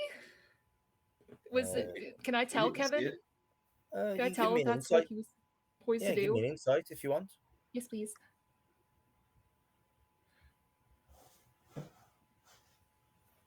As far as you are aware, he's telling you the truth.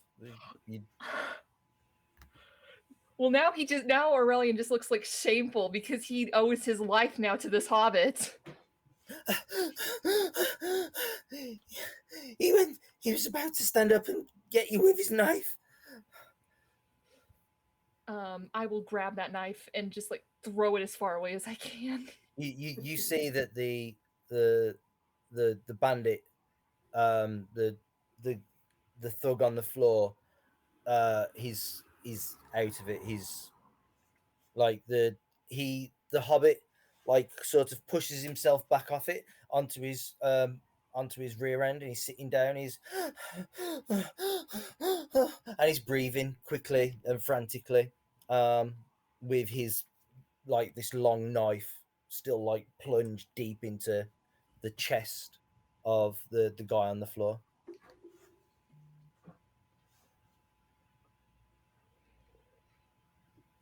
I will go over to Damrod if I can move at all. I don't know if we're still initiative, and see how the other guy's doing. Okay, well, we'll go Damrod was on to his way to where you're at right now. Oh, sorry. Rook.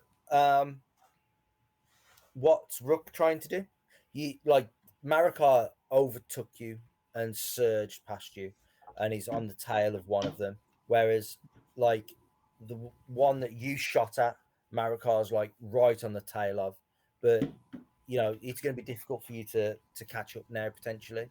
You can try and continue to catch up, but they're away from you. He kind of looks at Manakar, figures he's got it.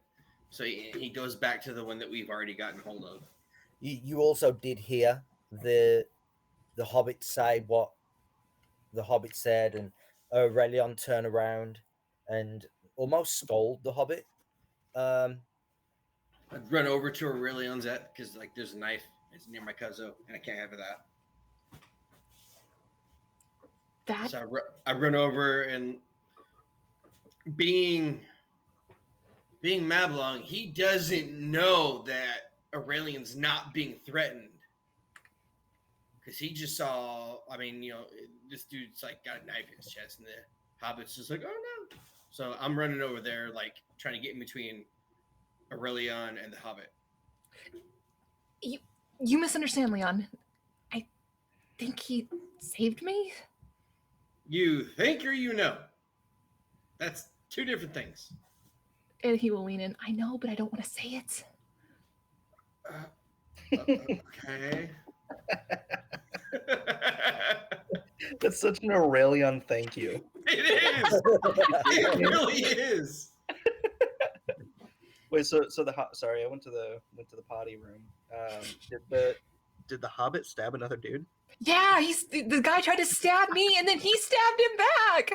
Or so he tells us. No. Aurelion rolled like a 15 insight. Right. Yeah, he did. We got a new recruit. I think so. I'm all about Wait. it. I might I have turned to the misunderstood Hobbit and then. said, "Why would you help us?" I thought he stabbed the guy that was already on the ground. Yeah. Yeah, he went to go stab He me. hit him twice. Okay, so it's the same guy. Oh. All right. Yeah, he Oh, double okay, tapped he has a him. new guy. Got it. My man's got barbarian in him. Yeah. Barbarian hobbit. I ran over to the Hobbit like, "Why would you help us?" Well, they were attacking Mistress Kelda, and I don't know. I just wanted to do something. And He then looks really came to bewildered, help, like this and Hobbit just told the elf he just wanted to do something, so he stabs someone. what are good people supposed to do? That's right. Come with us. Come with us. Come. Take a seat. Damrod, you can get to the stall now without rolling. What would you like to do?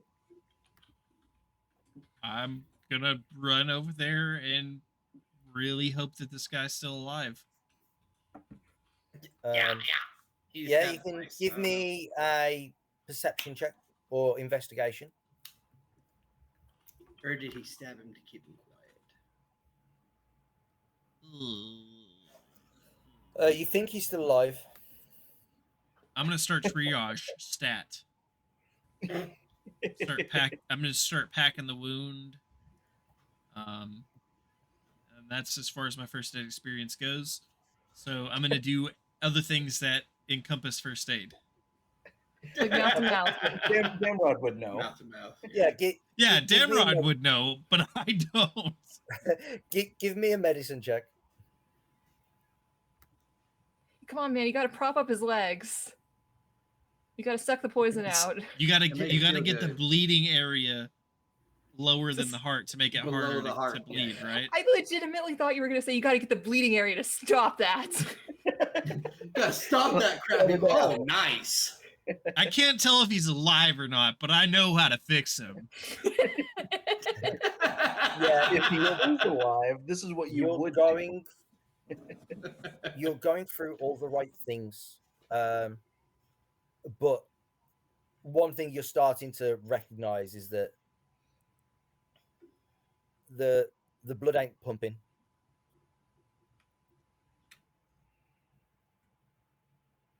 Saturn defense.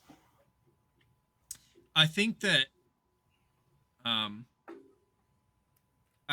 Damrod for a few seconds keeps working, even after realizing that even after noticing the blood's not pumping, not in the frantic way that someone would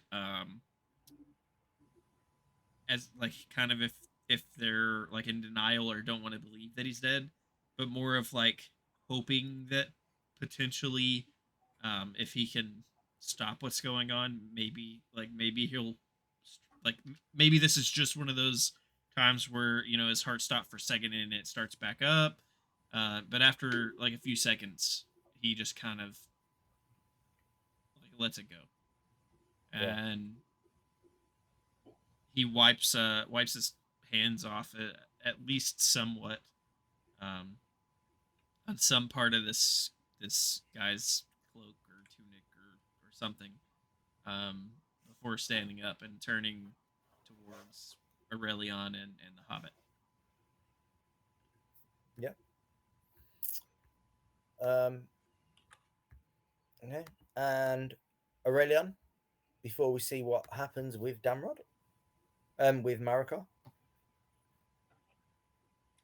I got nothing. Go ahead and go to Marikar. You're all good. Yeah. Okay. Marika. I don't know what to add to the situation yet. You're on the heels of the nearest one. Oh yeah. Marikar, the Marikar train still is not stopping. He's looking to just tackle this guy to the ground. Okay.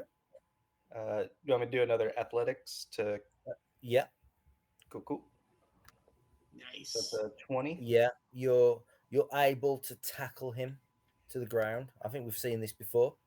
He is now what's it? This is his third chase, I think. Yeah. Yeah. Yeah. Down So goes Brady. 2 for 3. Yeah. Um, and honestly, he just starts laying into him, just dropping haymakers on him. Yeah. He he's not wearing any sort of protection as such, just a leather jerkin really. Good. Um Good. and you First you it's hit wood, him- and now Marikar's leather jerkin. Oh, why'd you have to What's he go gonna do there? next? Meat? um yeah, you're pounding your fists into him to the point where you start feeling like squelching. Mhm. He's not dead. You know, he's not rolling death saves. Yeah, he's But not looking to kill him, yeah, but after he kind of tunes up his face, he'd start like just getting into the body, and like he he's in that, he's had like 6 to 8 months of peace, yeah. and he never really dealt with his shadow Pent Mm. up in aggression. that whole time. So he's So dealing I with it right think, now, right? It's only yeah, been I think 2 this is him weeks. dealing with it. This is him dealing with the shadow right now. Yeah, it's Yeah, only been 2 and weeks. What? so yeah, he's in like blackout mode. Yeah, He's just you've got the yeah, yeah, yeah, going yeah. on in the background in his Mhm. head. Oh yeah, yeah. No, he's in an animalistic mode. Yeah. After a short while, Marikar finally starts breathing, looking down. You're straddling him, and you can see that his face is pretty messed up. Hmm. Um, you also think you've probably broken some ribs. Oh yeah. Um, yeah. What is everybody doing? Marikar would be dragging this guy back to the party, Yeah. like by his foot, like just dragging him back. Yeah. There's no response from him at the moment. He's just solidly unconscious. Oh, he's unconscious. Damn. For Damrod now. is. I kind of stand over him, try to slap him awake. I mean, Marikar just slapped him to sleep. I don't think slapping him I'm gonna awake is slap him gonna wake awake. him back He's gonna up. wake up the same way he went to sleep. It's not gonna be pleasant. Okay. I think Damrod's kind of like looking down at this. It's so. Did the Hobbit leave the blade in the guy, or is he kind of sitting there Yep. still clutching this blade? Yeah. No. He left it in the guy. He. It seemed like he lunged forward, plunged it into his chest, around by his heart, right, and then in sort of shock and like panic sort of thing, just like backed away and just left it It's okay. We pretty got one much life. buried to the hilt almost. I think that, like at this moment, Damrod. It's almost as if Damrod's vision moves in slow motion. He sees Aurelion kind of standing there, and Rook, I guess Rook standing there as well, with this hobbit talking, and seeing this hobbit kind of like holding two bloody hands up, Yep. like almost pleading with Aurelion, telling him that he saved him, and he kind of pans, the camera pans, and he sees Marikar just dragging this just bloody pulp of a man back towards him, and the only thing Marikar can think in this moment is it's time to get back on the road. Yep. He looks in the camera and says, "Back on the road." Yep. Where we go? Is that the thing? Aurelian is kind of having some of this adrenaline wear down, and he's, despite the fact that he didn't really exert himself too much, he's still kind of panting, and he does have this like look of utter confusion on his face man. as he's just looking around at everything that's happening. Yeah, Kelda is on the wagon, out the way, and and she's still sort of clutching um, whatever it was that was in her hands, and she's clutching it tight into her chest as her, you can assume probably, well, it is her grandchildren because they're calling her grandma. Sort of comforting her and talking to her. So Aurelian will just go over and like slap his hand on the wagon and said, "What did I tell you? Get out of here!" There's no sort of stampede at the moment, so Yeah, it's but not like he still wants them gone. the boy. Yes, okay. I'll get the pony, and he sort of runs off um, to go and get the pony. You assume.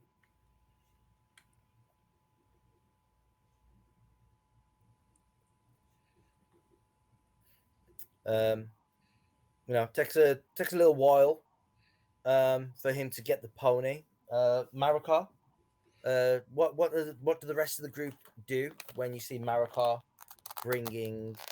dragging one of them back? Yeah, what do you do? I'll go and check on him and see if I can like heal up anything. I know it's mostly the broken ribs, but still. Yeah. Oh, like I'm trying to he's wake him up. No, I don't care about that guy. I care about Marikar. Oh yeah, well, I'm trying to wake the other guy Yeah. up. Hey, Marikar, physically he's fine. If you would come up to him, you would see like it, like in his eyes, it's like a different person. And he'd just be dragging this guy, and he'd just like lift him up and like toss him, a short way, not like launching him, but just kind of like toss him off to the side, and he would just go and probably just sit down and just kind of like close his eyes for a second. you muted, Kevin. Kevin, you're muted. I can imagine Marikar sitting on a chair, Yeah. like with his elbows on his knees, and he's sort of wringing his hands. Yeah, just trying to come back to reality. Mm. But yeah, he's still in a weird space. I come over to where Marikar is sitting. Says, "Hey, buddy," and I hold out a bundle of what I got him. I said, "This is for you, man." Hey man, you just almost beat a guy to death. Calm Yeah. down.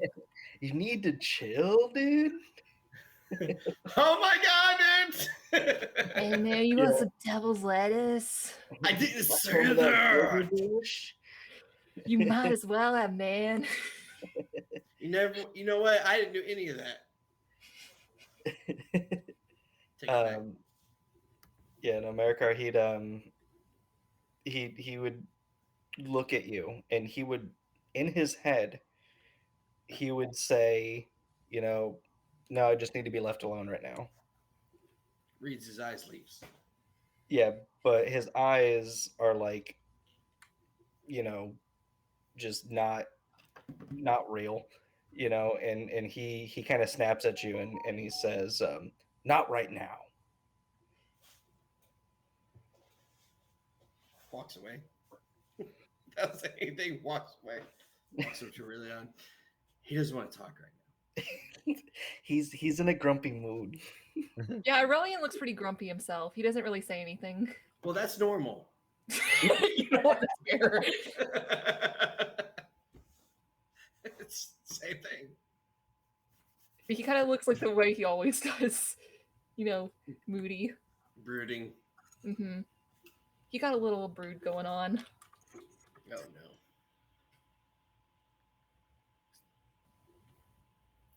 no.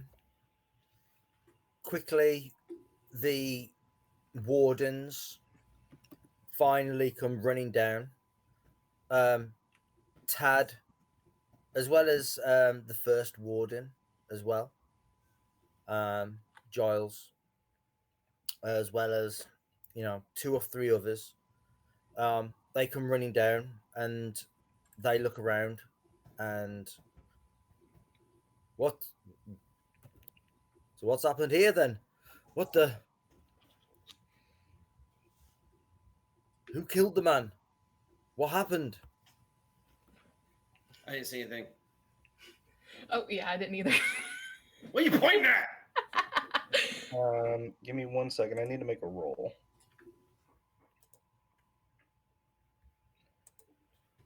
Marikar, hearing that, Marikar would get up and he'd have like a thing in his hand. He'd just like throw it at the wardens, and he'd say, "What happened was your wardens weren't doing their damn job. These guys were harassing Miss Kelder, and you guys were nowhere to be found. Now you got one dead over here, and one almost dead over here. I don't know what you guys are doing, but you need to get your head out your ass." And he's right up in the head guy's face. Yeah. Give me an intimidation roll. Well, it Oddly looks enough. like we're not leaving Bree anytime soon now. Not this session. I made my description on Twitter. Oh, time for some awkward family reunions. And I'm like, oh, guess Yeah. not today. Oh, I mean, it's an awkward family reunion. I mean, it was called Back on the Road, the episode, not Family Reunion, right? Yeah, we I already don't had know. our I family assumed that was reunion. my mistake. Yeah. Assuming. I did the same thing, Ray. Yeah, like none of them, perhaps maybe save Tad that first time you met him, because you scared him pretty good then. Mhm. But they've seen sort of a gentle, jolly giant in Yeah. you for pretty much most of the time. And a simple sort of fellow, not an idiot, but someone that they can push around a little bit. They can Mhm. tell you to do it, and you're like, oh, okay, yeah, that's what I'm supposed to do, Yeah. right? Mhm. But as you are at this moment in time, you like they all, including the first warden, um, are like eyes wide and are taking a step back and are shrinking within themselves as you are sort of like marching towards them. You threw probably like a bolt of cloth Yeah. at them. For sure. Yeah. Those things are heavy. Yeah. And like it almost like it hit the first warden in the face. Mhm. Um, Makes sense. and like it stung, even though it's cloth, it stung because, like you said, it's heavy. Yeah. And you've marched up to them, and not one of them are sort of prepared for what you are at this moment in time. Uh, Yeah. but what? Marikar, he would if there's like a little bit of a silence, Marikar would then start barking orders at some of these guys like Tad and be like, get this guy up, take him to whatever jail they have, and when he wakes up, question him, see who he is. Like he's and we need to figure this shit out kind of mode. But He's if done this before. he'll allow he'll allow a little bit of a rebuttal. But if he gets too mouthy, Marikar's not in the mood for it. Yeah, no. Not Elston. Giles, the first warden, he's kind of like, oh, we were dealing with other issues, and you heard him. Come on, like, As they're doing take this that, one away. I will just shake my head and say, first a troll, now you got problems inside the gates. You see two of them react to Giles giving the order to move the one that's beaten to a pulp. Tad, you notice, has left a puddle again um, beneath his feet. Um, and they, but Giles snaps at them again, and they begin to sort of drag the body away.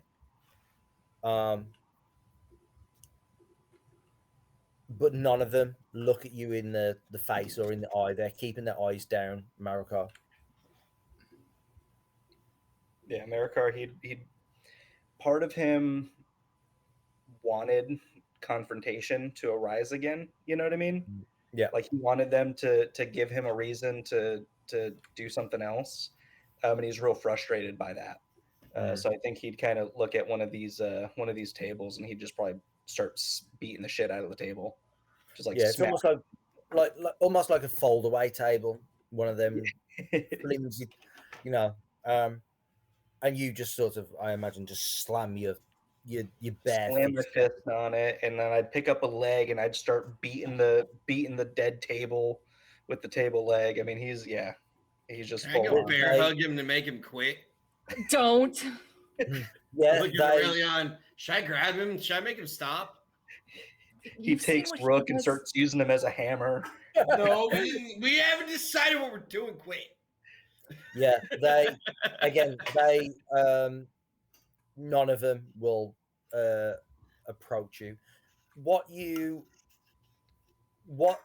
Damrod and you have probably seen and noticed, but it's never really been in the back of your mind, is that these wardens are just not used to any sort of violence or threat whatsoever. Like when if they was to run into a group of orcs just rampaging through the town, they'd probably get run over, even by some of the simplest ones. Not because they're weak as such, they're just mentally not prepared for it. Yeah. They don't have the mental fortitude for Yeah, conflict. they're just Yep. not prepared for it at all. Yeah. I think for Marikar's final little thing to help him calm down in a way, as as the wardens are kind of like getting this guy up and stuff, he'd just be just berating him, talking about how this halfling who doesn't even live here came in and saved so and so, and he's doing their job, and they should be ashamed of themselves. Calling them weak and all kinds of stuff. Yeah, and Is then I think after does a good Damrod step in berating, at all? Um, I think that probably at the point where Marikar just breaks lashing a out. table and starts just like beating the crap out of an already broken table with a piece of the table, is when Damrod probably kind of approaches Marikar and tries to like pull his attention and start to calm him down. Okay. What would you try and do? What would you try and use? He's just gonna kind of try to talk him down in the beginning, just kind of get his attention. Kind of maybe not get in his way, but kind of get in front of him where he can see, where Damrod can see, or Marikar can see Damrod. Damrod. He won't like snap at you, but he'll kind of like maybe wave if you're looking down to trying to get your attention. Yeah. Marikar. I need you to see me, Marikar. Yeah. After a couple of those, he'd kind of stop with the table and he'd throw the thing probably at like Tad or something, just like toss the table leg over at him, just frustrated. And then he'd be berating the wardens, but talking to Damrod as if to like make an argument for whatever reason. Not mad at Damrod, but just like mad at the situation and how all this could have been avoided if the wardens were just doing their job, and and he'd start pointing out all kinds of flaws about him, but he'd slowly calm down as he's talking to you. As When you threw the piece of table at Tad or near Tad, he and you the rest of you would see him like turn his head and like he actually begins to like cry. Well, now you made Tad cry. I made it worse. Good. I actually like Tad. Tad's great. He's doing his best. He's doing his best. Crying. He's Uh, so W Tad. keen to do his job.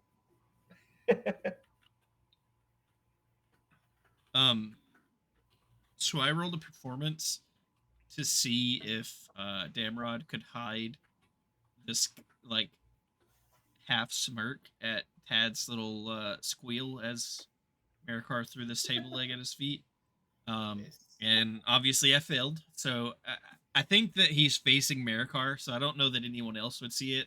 And I don't know if it would even matter to Marikar at this point because he's still kind of No. going off. But Marikar would at least see Damrod like half smirk at what just came out of Tad.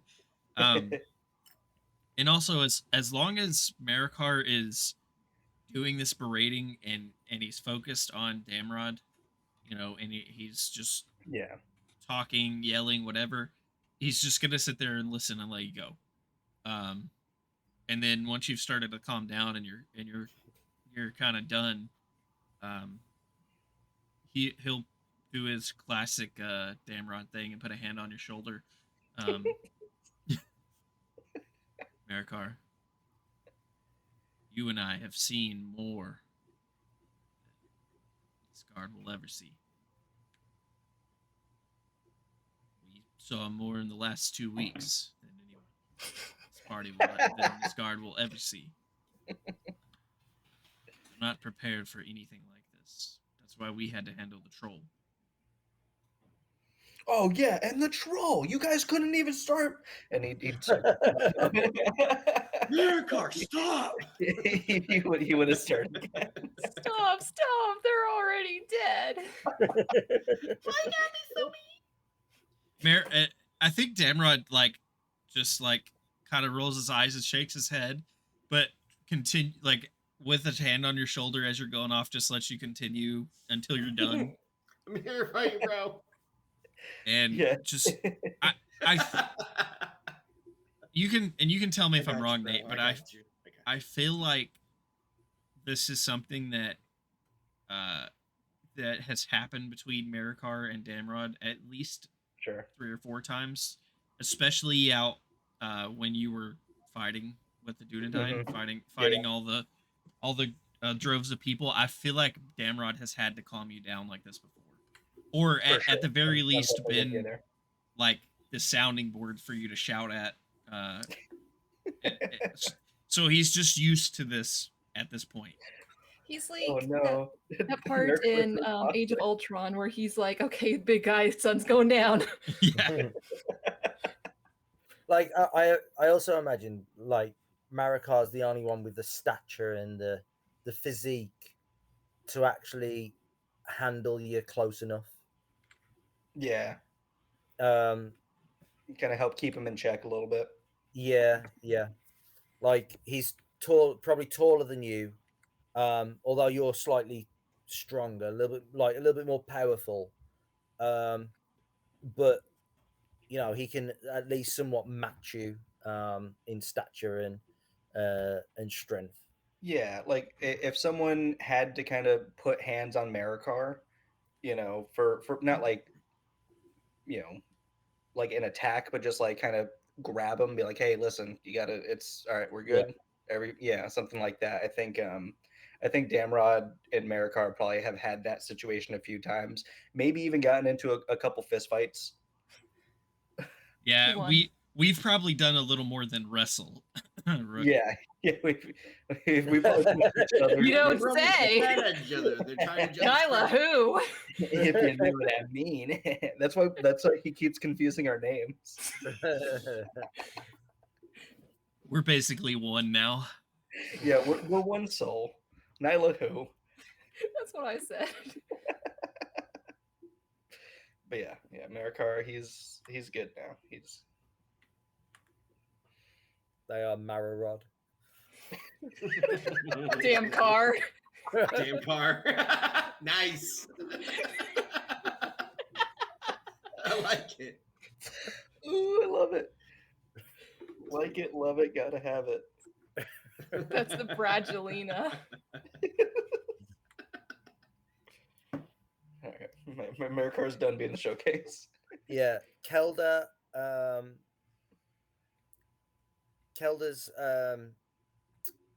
grandchildren finally get the pony there and lead her away. They brought the managed- entire inn. yeah, they've managed to load up as much as they could on the cart. Giles checked her over, and she seems very much in shock, more so than like physically hurt.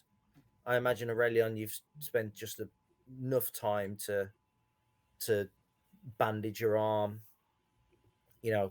clean up her head. Mm-hmm. You've checked her for concussion and whatnot, and she's fine. Obviously, they'll just have to keep a good watch on her for a bit. And I will give some instructions on how to clean the wound. It's super basic, but these brief folk, I don't think they could. They know this stuff. They're like Nathan. And all the time, still, even when you was cleaning the defensive wound on her arm, she's just been clutching something in her hand. Can I tell at all what she's been clutching?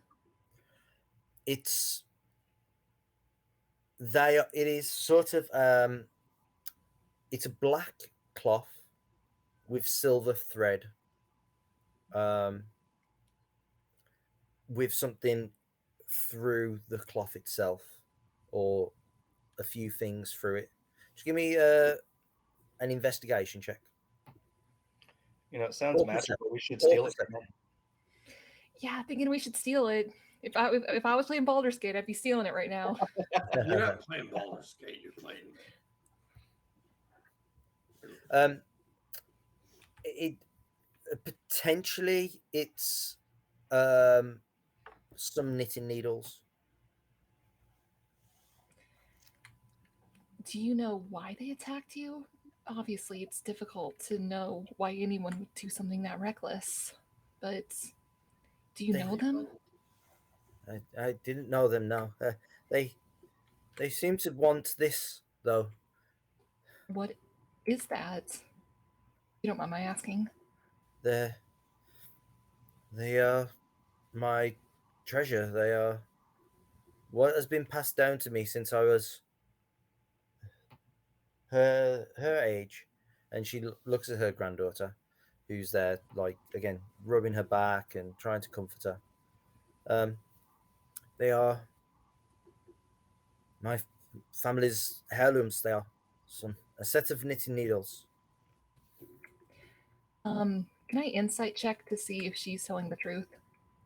Because I think she is, but I know you. Fair. Is that all right? Yeah, that's fine. Dang, what the hell?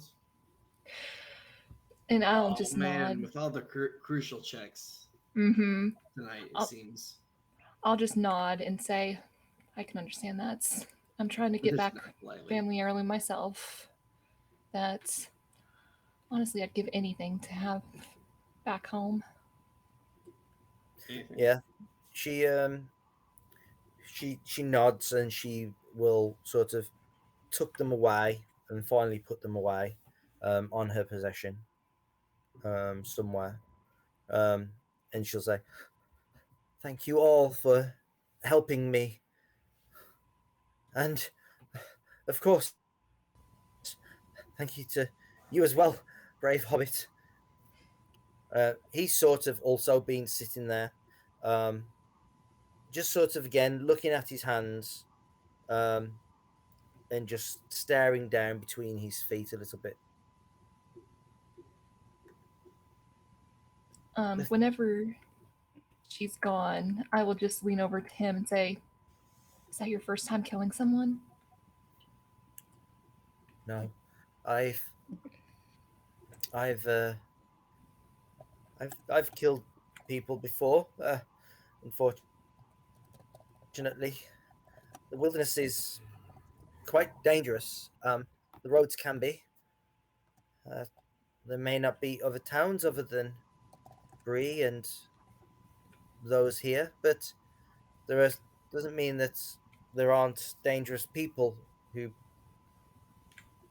stalk them. I've spent time on the road adventuring and looking for many lost treasures and the sort.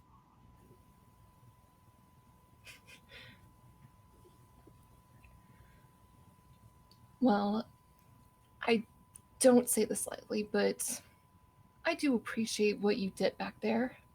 And he looks like he wants to almost say something, but he just kind of clears his throat and just nods and kind of walks away kind of awkwardly. He he goes over and he picks up his long knife, which had been taken out of the guy who he killed, and he takes a cloth and he cleans the blade, and he has a water skin, and he tries rinsing the blood off, and he rubs it some more, and he uses some more water, and he rubs frantically, and more water, and he starts scrubbing it, and you're looking at the blade, Aurelian, and it's clean as far as you can see, but he still keeps cleaning it and scrubbing it, Is sort he of. is he out damn spotting it? Yeah. How's Rook looking? He hasn't contributed much. Is he looking all right? He doesn't really know what to do. Like he was chasing them. Now Marikar just basically grabbed one guy, threw it in front of him. He doesn't know whether to beat him up or just let it go. Well, he has been taken by the wardens now.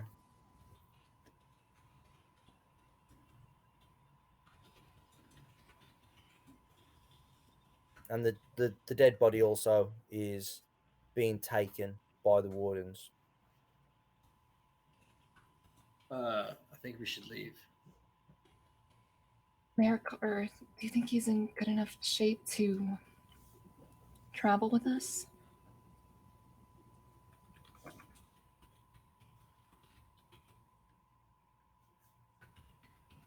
Is this the Hobbit you're talking about, or Marikar? No. I was talking Marikar. Yeah. Oh, were you talking to Marikar? No. I was talking to Rook, asking if Oh, Marikar okay. looks like he's okay. Oh shit! I'm sorry. I thought you. It's okay. I think he looks all right. I think he's calmed down a little bit. I'll turn to the Hobbit. You have a place to go, don't you? I have a room at the Pony. Yes, one of the Hobbit rooms. They have rooms for the Hobbits? What? Yeah, it's in the book. Yes. I don't remember that at all. I don't remember just Hobbit rooms. I remember they had rooms.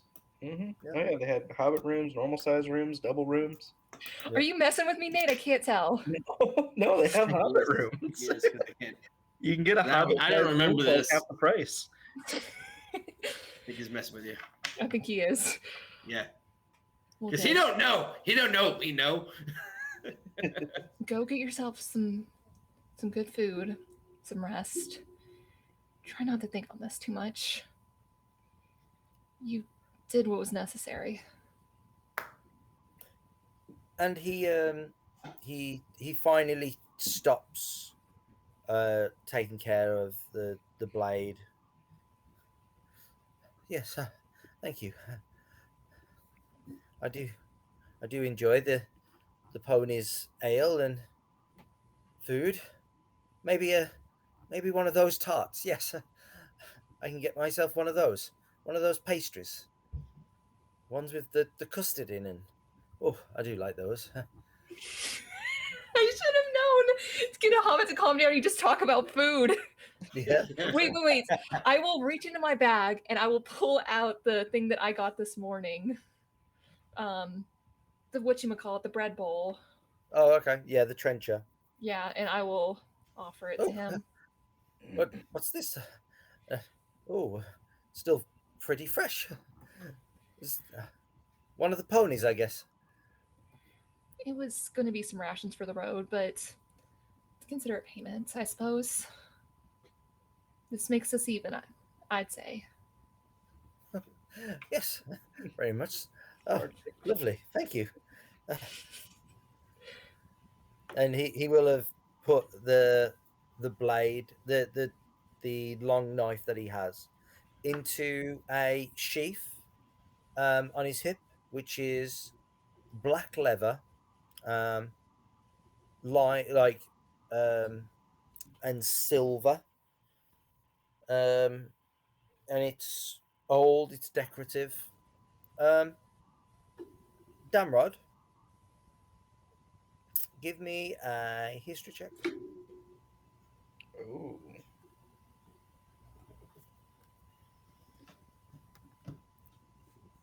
Nice. Okay.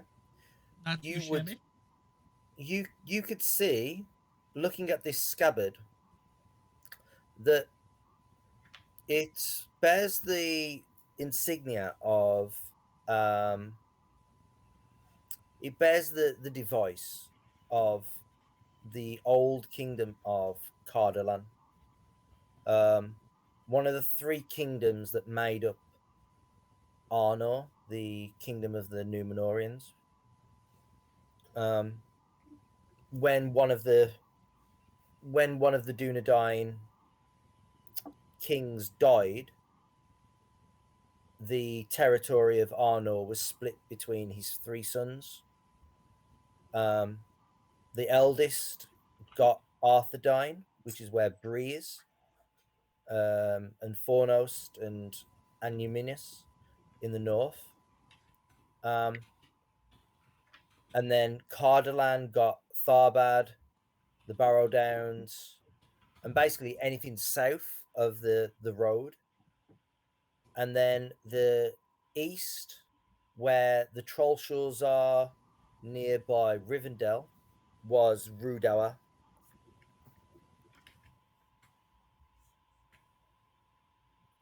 And it has the lineage of Cardolan and the princes of Cardolan um, emblazoned on this sheath.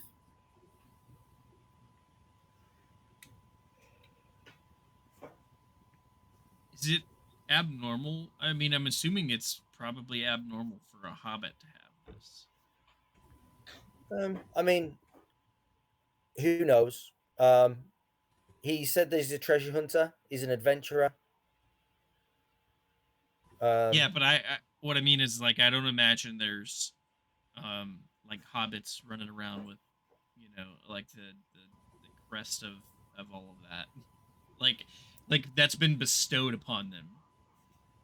I think he found it, is what he's getting at. Yeah, Yeah, probably and found that's kind of what I'm thinking too. Um I it. Or it think came off someone he killed.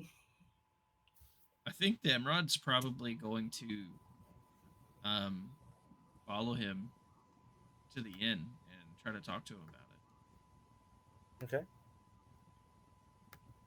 Are you all gonna make your way back to the inn, or would you stop and speak to him while he's outside? Marikar would stop and talk to him real quick, and he'd kind of walk up and he would give him a pat on the shoulder, and he'd say, "You did good. Not many people around here are willing to stand up to thieves and thugs like that." And he would say, "You have a friend in me if you ever if you ever need one." Oh, yes. Well, thank you for your kind words. Not all of us can be as big as strong as yourself, and as but do believe that we all must do our part, and we all must do what's right. Marikar nods at that, and he kind of like looks at some of the other party, and he looks at him and he says, "Now I know you have wares that you need to sell here, but we might be back through town at some point.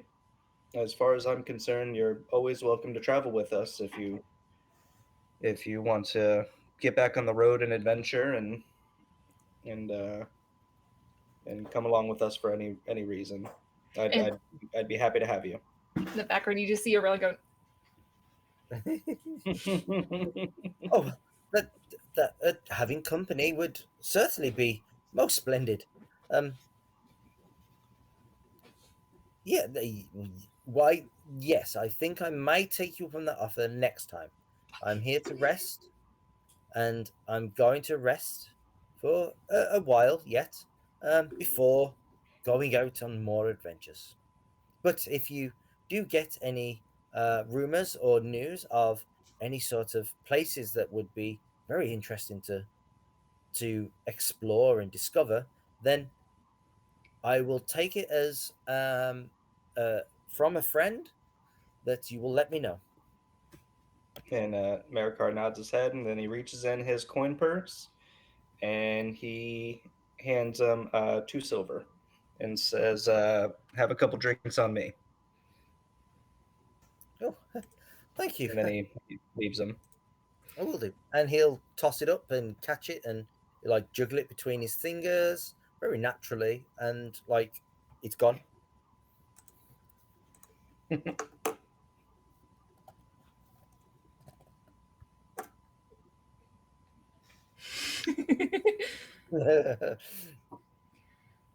so much for getting on the road. Marikar, how are you feeling? He says, "Better, better now. A little foggy in the head." And he goes to say something, and he kind of changes changes course there, and he says, "We should get going. Um, I think maybe enough excitement for the day. Still early, isn't it?" I realize I said that we can't be the one to solve all the problems, but never in my life did I think that a hobbit was going to be the one to solve the problem. All it takes is someone But a willing to hobbit? stand up. It doesn't matter who it is. And he kind of points to one of his many weapons, probably like a dagger or something, and says, "This here can turn a hobbit into a great Dunedain." No, it physically cannot. That's not how that works. It's not how Not that works. physically, no, of course not. I don't need a book to know that. It But always comes back to the books with you. I wouldn't say that in front of an but actual he would game. say, this is kind of like uh, uh, everyone can be on the same playing field. What's the word? Like makes everything equal. Someone with a good hand and a good eye can take down the biggest of beasts, even if they're smaller. All it takes is some courage and a fine blade. Marikar, I do believe that is the most insightful thing you've ever said. What's that mean? Never mind, the moment's passed. Mine. Yeah.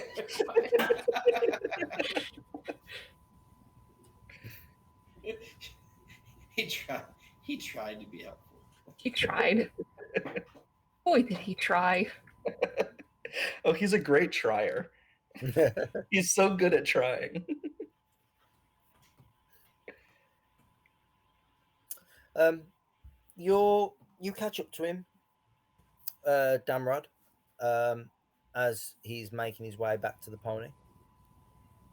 Maybe you even escorted him.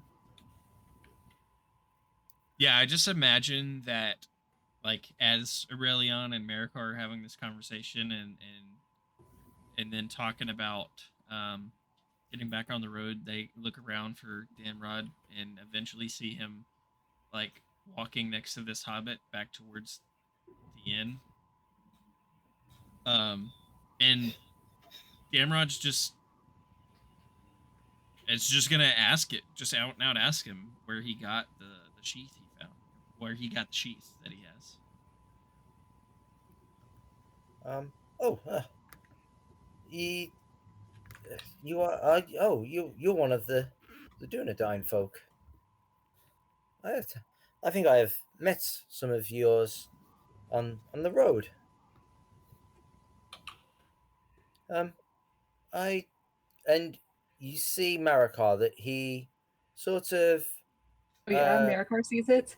sorry, damn I'm doing it there. Damrod, you see that he takes his sort of coat and begins to sort of cover the sheath with with it and turns his body away and he says, "Oh, I found it.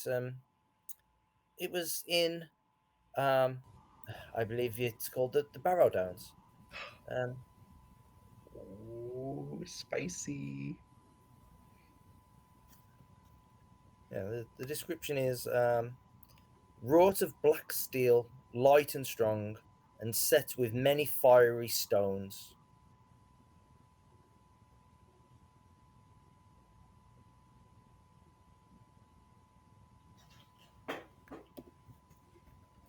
Um, yes, I've done some adventuring there, and it's not the most wholesome of places, but it it was worth the adventure.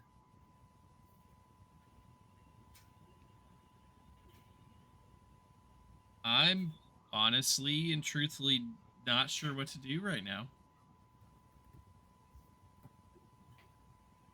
I don't think Damrod would do anything crazy, but he is a little concerned at this point.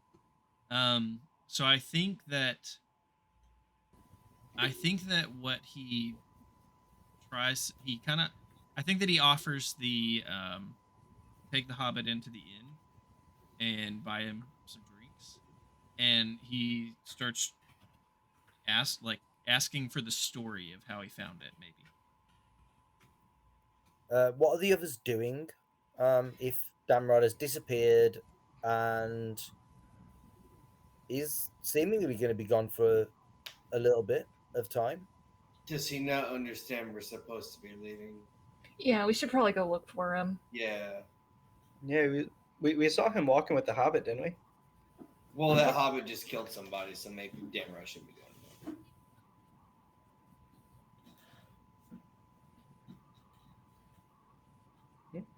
No, I'm with you guys, and he would kind of put his backpack on, and he'd just be ready to follow along. As you walk back to the inn, um, Marikar's getting some mixed looks. Well, the whole group gets Oh, a few mixed looks. The streets are pretty much emptied, and people are packing away their things. Um, and as they do so, you see some of the wardens giving Marakar a wide berth, um, as well as others gossiping, it seems, in low voices, whispering to each other as they watch the group. Others, however, actually come over and sort of shake your hands um, and say, "Well done." Like it's probably actually some of the hobbits that live in Bree that would come up and good job there, laddie, well done, sort of thing. Um, the Damrod, you buy him a drink and he accepts, and he well, if you really must know, I left my home in the Shire, from the South Farthing, in fact, um, some time ago, and I met some uh, big folk. Uh, they took me in, and I stayed with them, and they asked for some things of me, and they, when I told them no, they turned on me, and they attacked me, and I managed to get away. They held me captive for some time, but I managed to get away, and I fled. And I don't know how I got there, but I woke up on the edge of the Barrow Downs with uh, this chief. It has been lucky for me, I believe, since I've had it.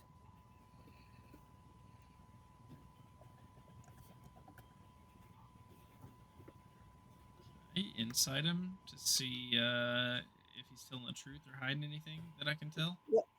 Yep. Can you look at his fingers? Yeah. What's in my pockets? Again. A ring. A ring. His Ring is- precious. As far as you can tell, he's telling the truth.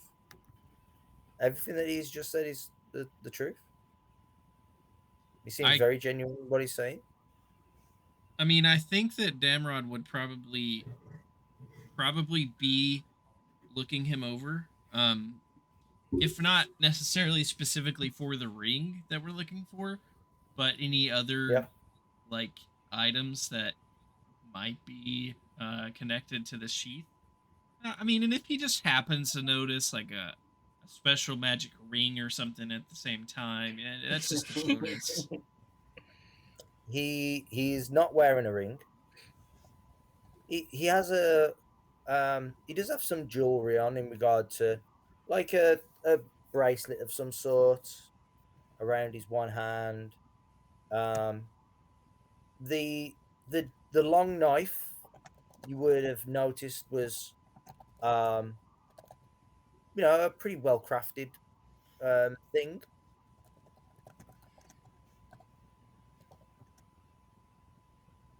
His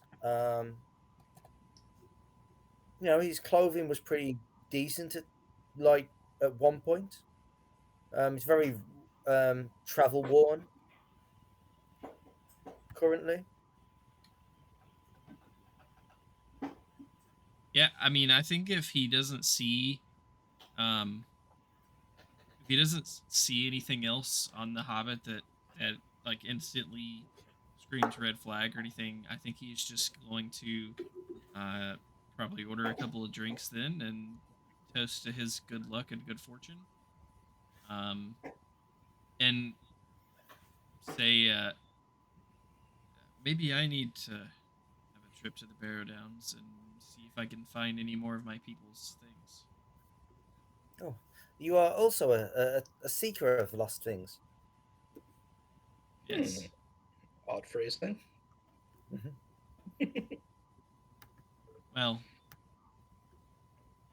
I more seek the history of my people. Some of the things that have been lost to time.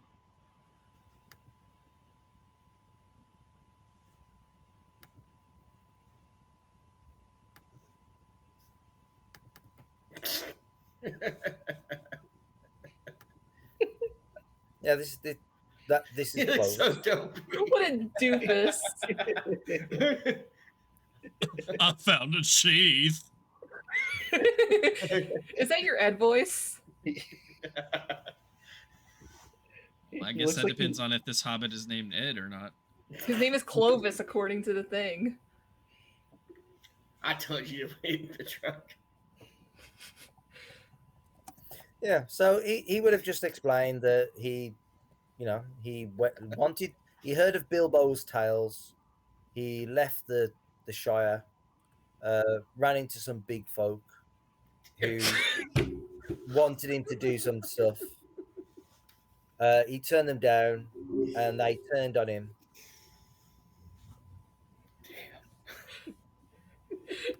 Boy, he do. And he managed to escape. My teeth are clean. In at which time he did like kill someone while trying to escape, and he fled into the Barrow Downs, and then next thing you knew, he woke up on the edge of the Barrow Downs, holding the sheath. Didn't have a dagger in it, but it didn't have anything in it, but it just had a sheath.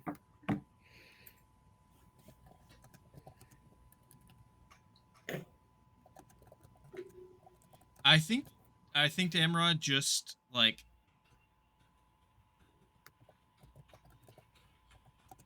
I think Damrod just starts going like swapping stories with him at this point then. Kind of getting lost in the fact that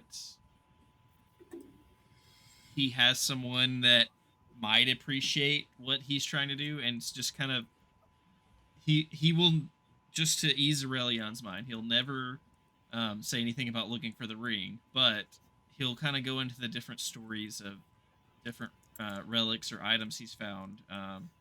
He might even tell of like the murals we found, murals or like monuments we found when In the we were marsh. going yeah, in the marsh, when we were going to the um to The the king's barrow. chair and stuff. With I mean, Yeah. he'll leave off the fact of where they were going and what they were looking for, but Yeah. he'll kind of tell of those things.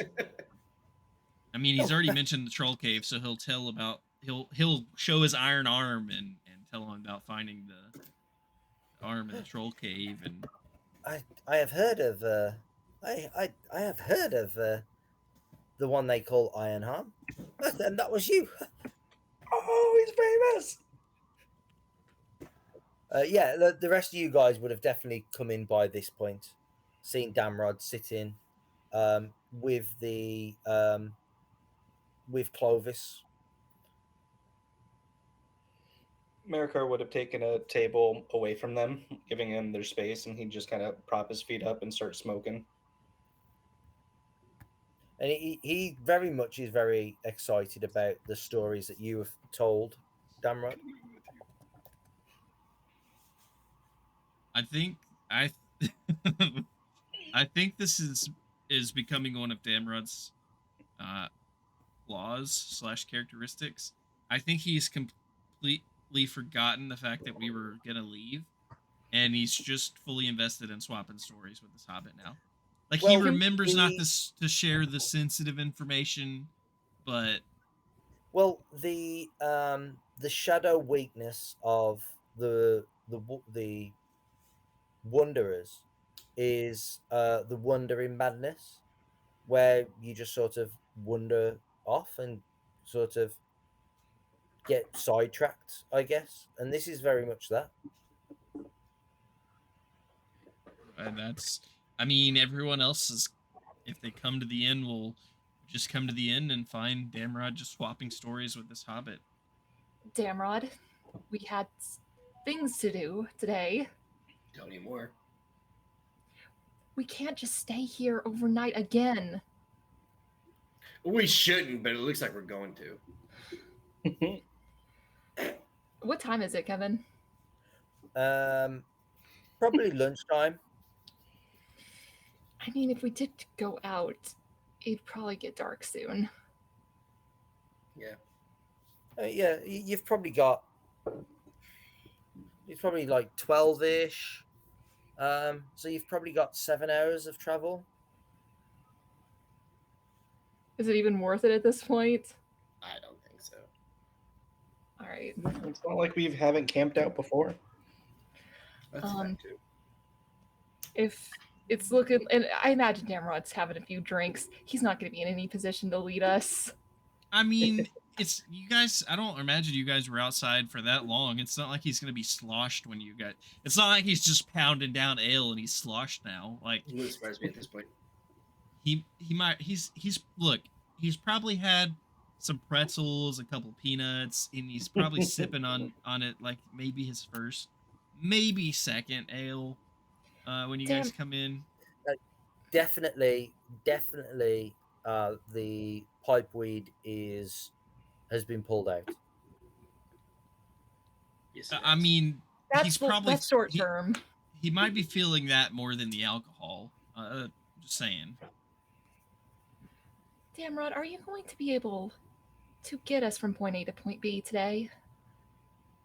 Or should we just Do what you're doing. Just sit around and make friends. Not like we're doing anything else. I wasn't the one that decided to go shopping today. We could have been outside of the gates when all of this happened. I picked up a bushel of king's foil, and And that's what all. did you get, Rook? Yes, Rook, Not- what did you get? He starts walking away.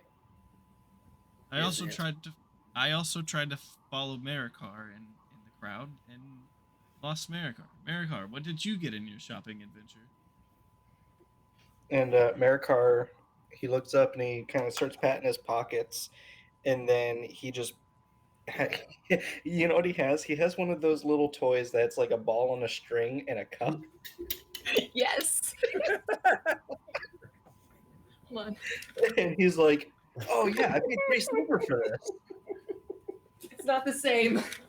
I can He see Mary pulls going, out this and he goes, "Oh, I got this." I got this. Yeah, he's got some stupid stuff like that. And then he obviously paid an exorbitant price for it because he does not understand Fire money. on a stick. Charlie, why do you have a lighter downstairs? I have candles. Oh, sure. Sure, you I have swear, candles. I swear. 1, 2, there's 3 of them over there. Yeah. I Yeah, that's Do I need to exactly take what my the lighter's laptop over for. there? Because I swear I will. Damrod looks at Aurelion and it says, "It sounds as if you're the only one that got something important." It sounds like I am. You'd be Surprise, correct. surprise. I am fully, and like, just for a split second, he pauses. It might not even be perceptible to you or anybody else, but for a split second, he pauses and remembers all of the terrible survival rolls he's made up until this point, and then says, "I'm fully capable of taking us where we need to go." Then shall we go, Okay. Dunedain? And he'll down whatever's left in his ale. He'll take one last long pull of this pipe weed and then pass it back to the hobbit. As you go to take Oh. a swig, Aurelian will tip the glass until it spills on you. He's like, "You're done." Damn. It looks like I must take a bath before we leave now. No. Then Rook snatches your pipe. Here you go. It's not even my pipe. You took it from the hobbit. The hobbit who saved your cousin. We need to leave now. Yeah, Damrod's on his way out. Like he says that to Aurelion about taking a bath, but then just he grabs one of the Might get fancy murdered if napkins he off the tried. bar now and kind of dabs himself and heads out. On the road again. You all step out, and the market stalls are pretty much all packed away now. Somebody ruined the fair. Yeah. But I think a lot of people are going to be remembering this market day for a long time. You make your way again towards the east gate,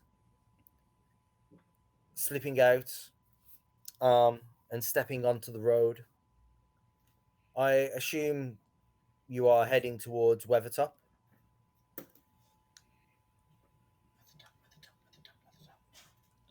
Wherever, if that's the next stop to finding my father, that's where we're headed. Yeah, that's where he's been for the most time. So we're supposed to be. And yeah, have gone we're already. headed that direction, I guess. Yeah. You step onto the road and you begin your journey east along the road. And that's where we will stop for the night, back on the road again. Finally. I feel See, like we were see, supposed to be a got little you bit guys farther long along enough. than we made it. What do you mean took us long enough? You described a lady and her knitting needles for like 3 hours.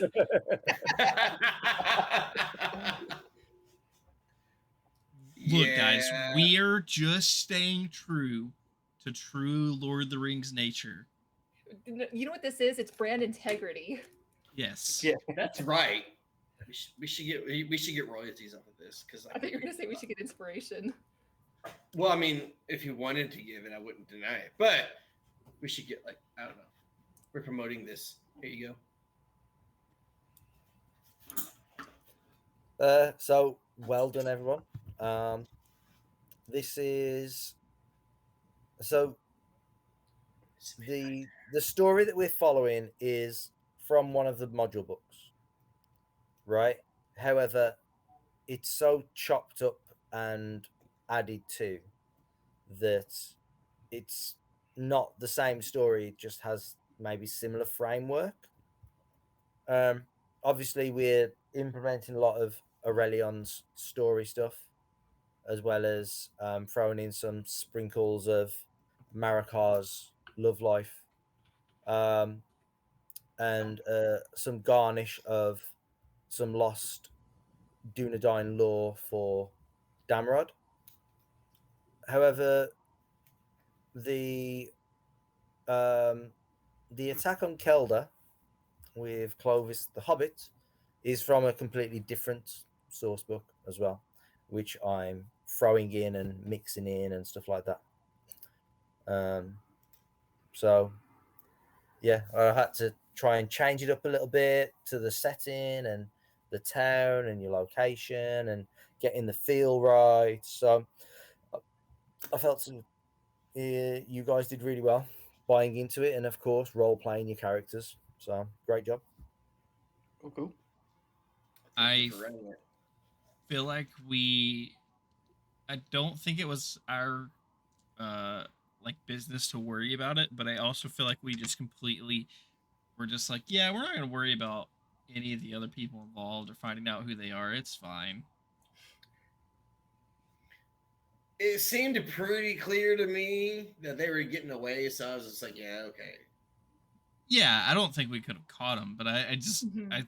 I noticed that with with this group and this party, that if we get thrown something else before we go try to find out who these people are and why they attacked, we we go off on this other thing because we're like we asked Aurelion asked about the lady and why they attacked, and then it's like, oh, Damrod's gone. Let's go find Damrod. Oh, time to leave now.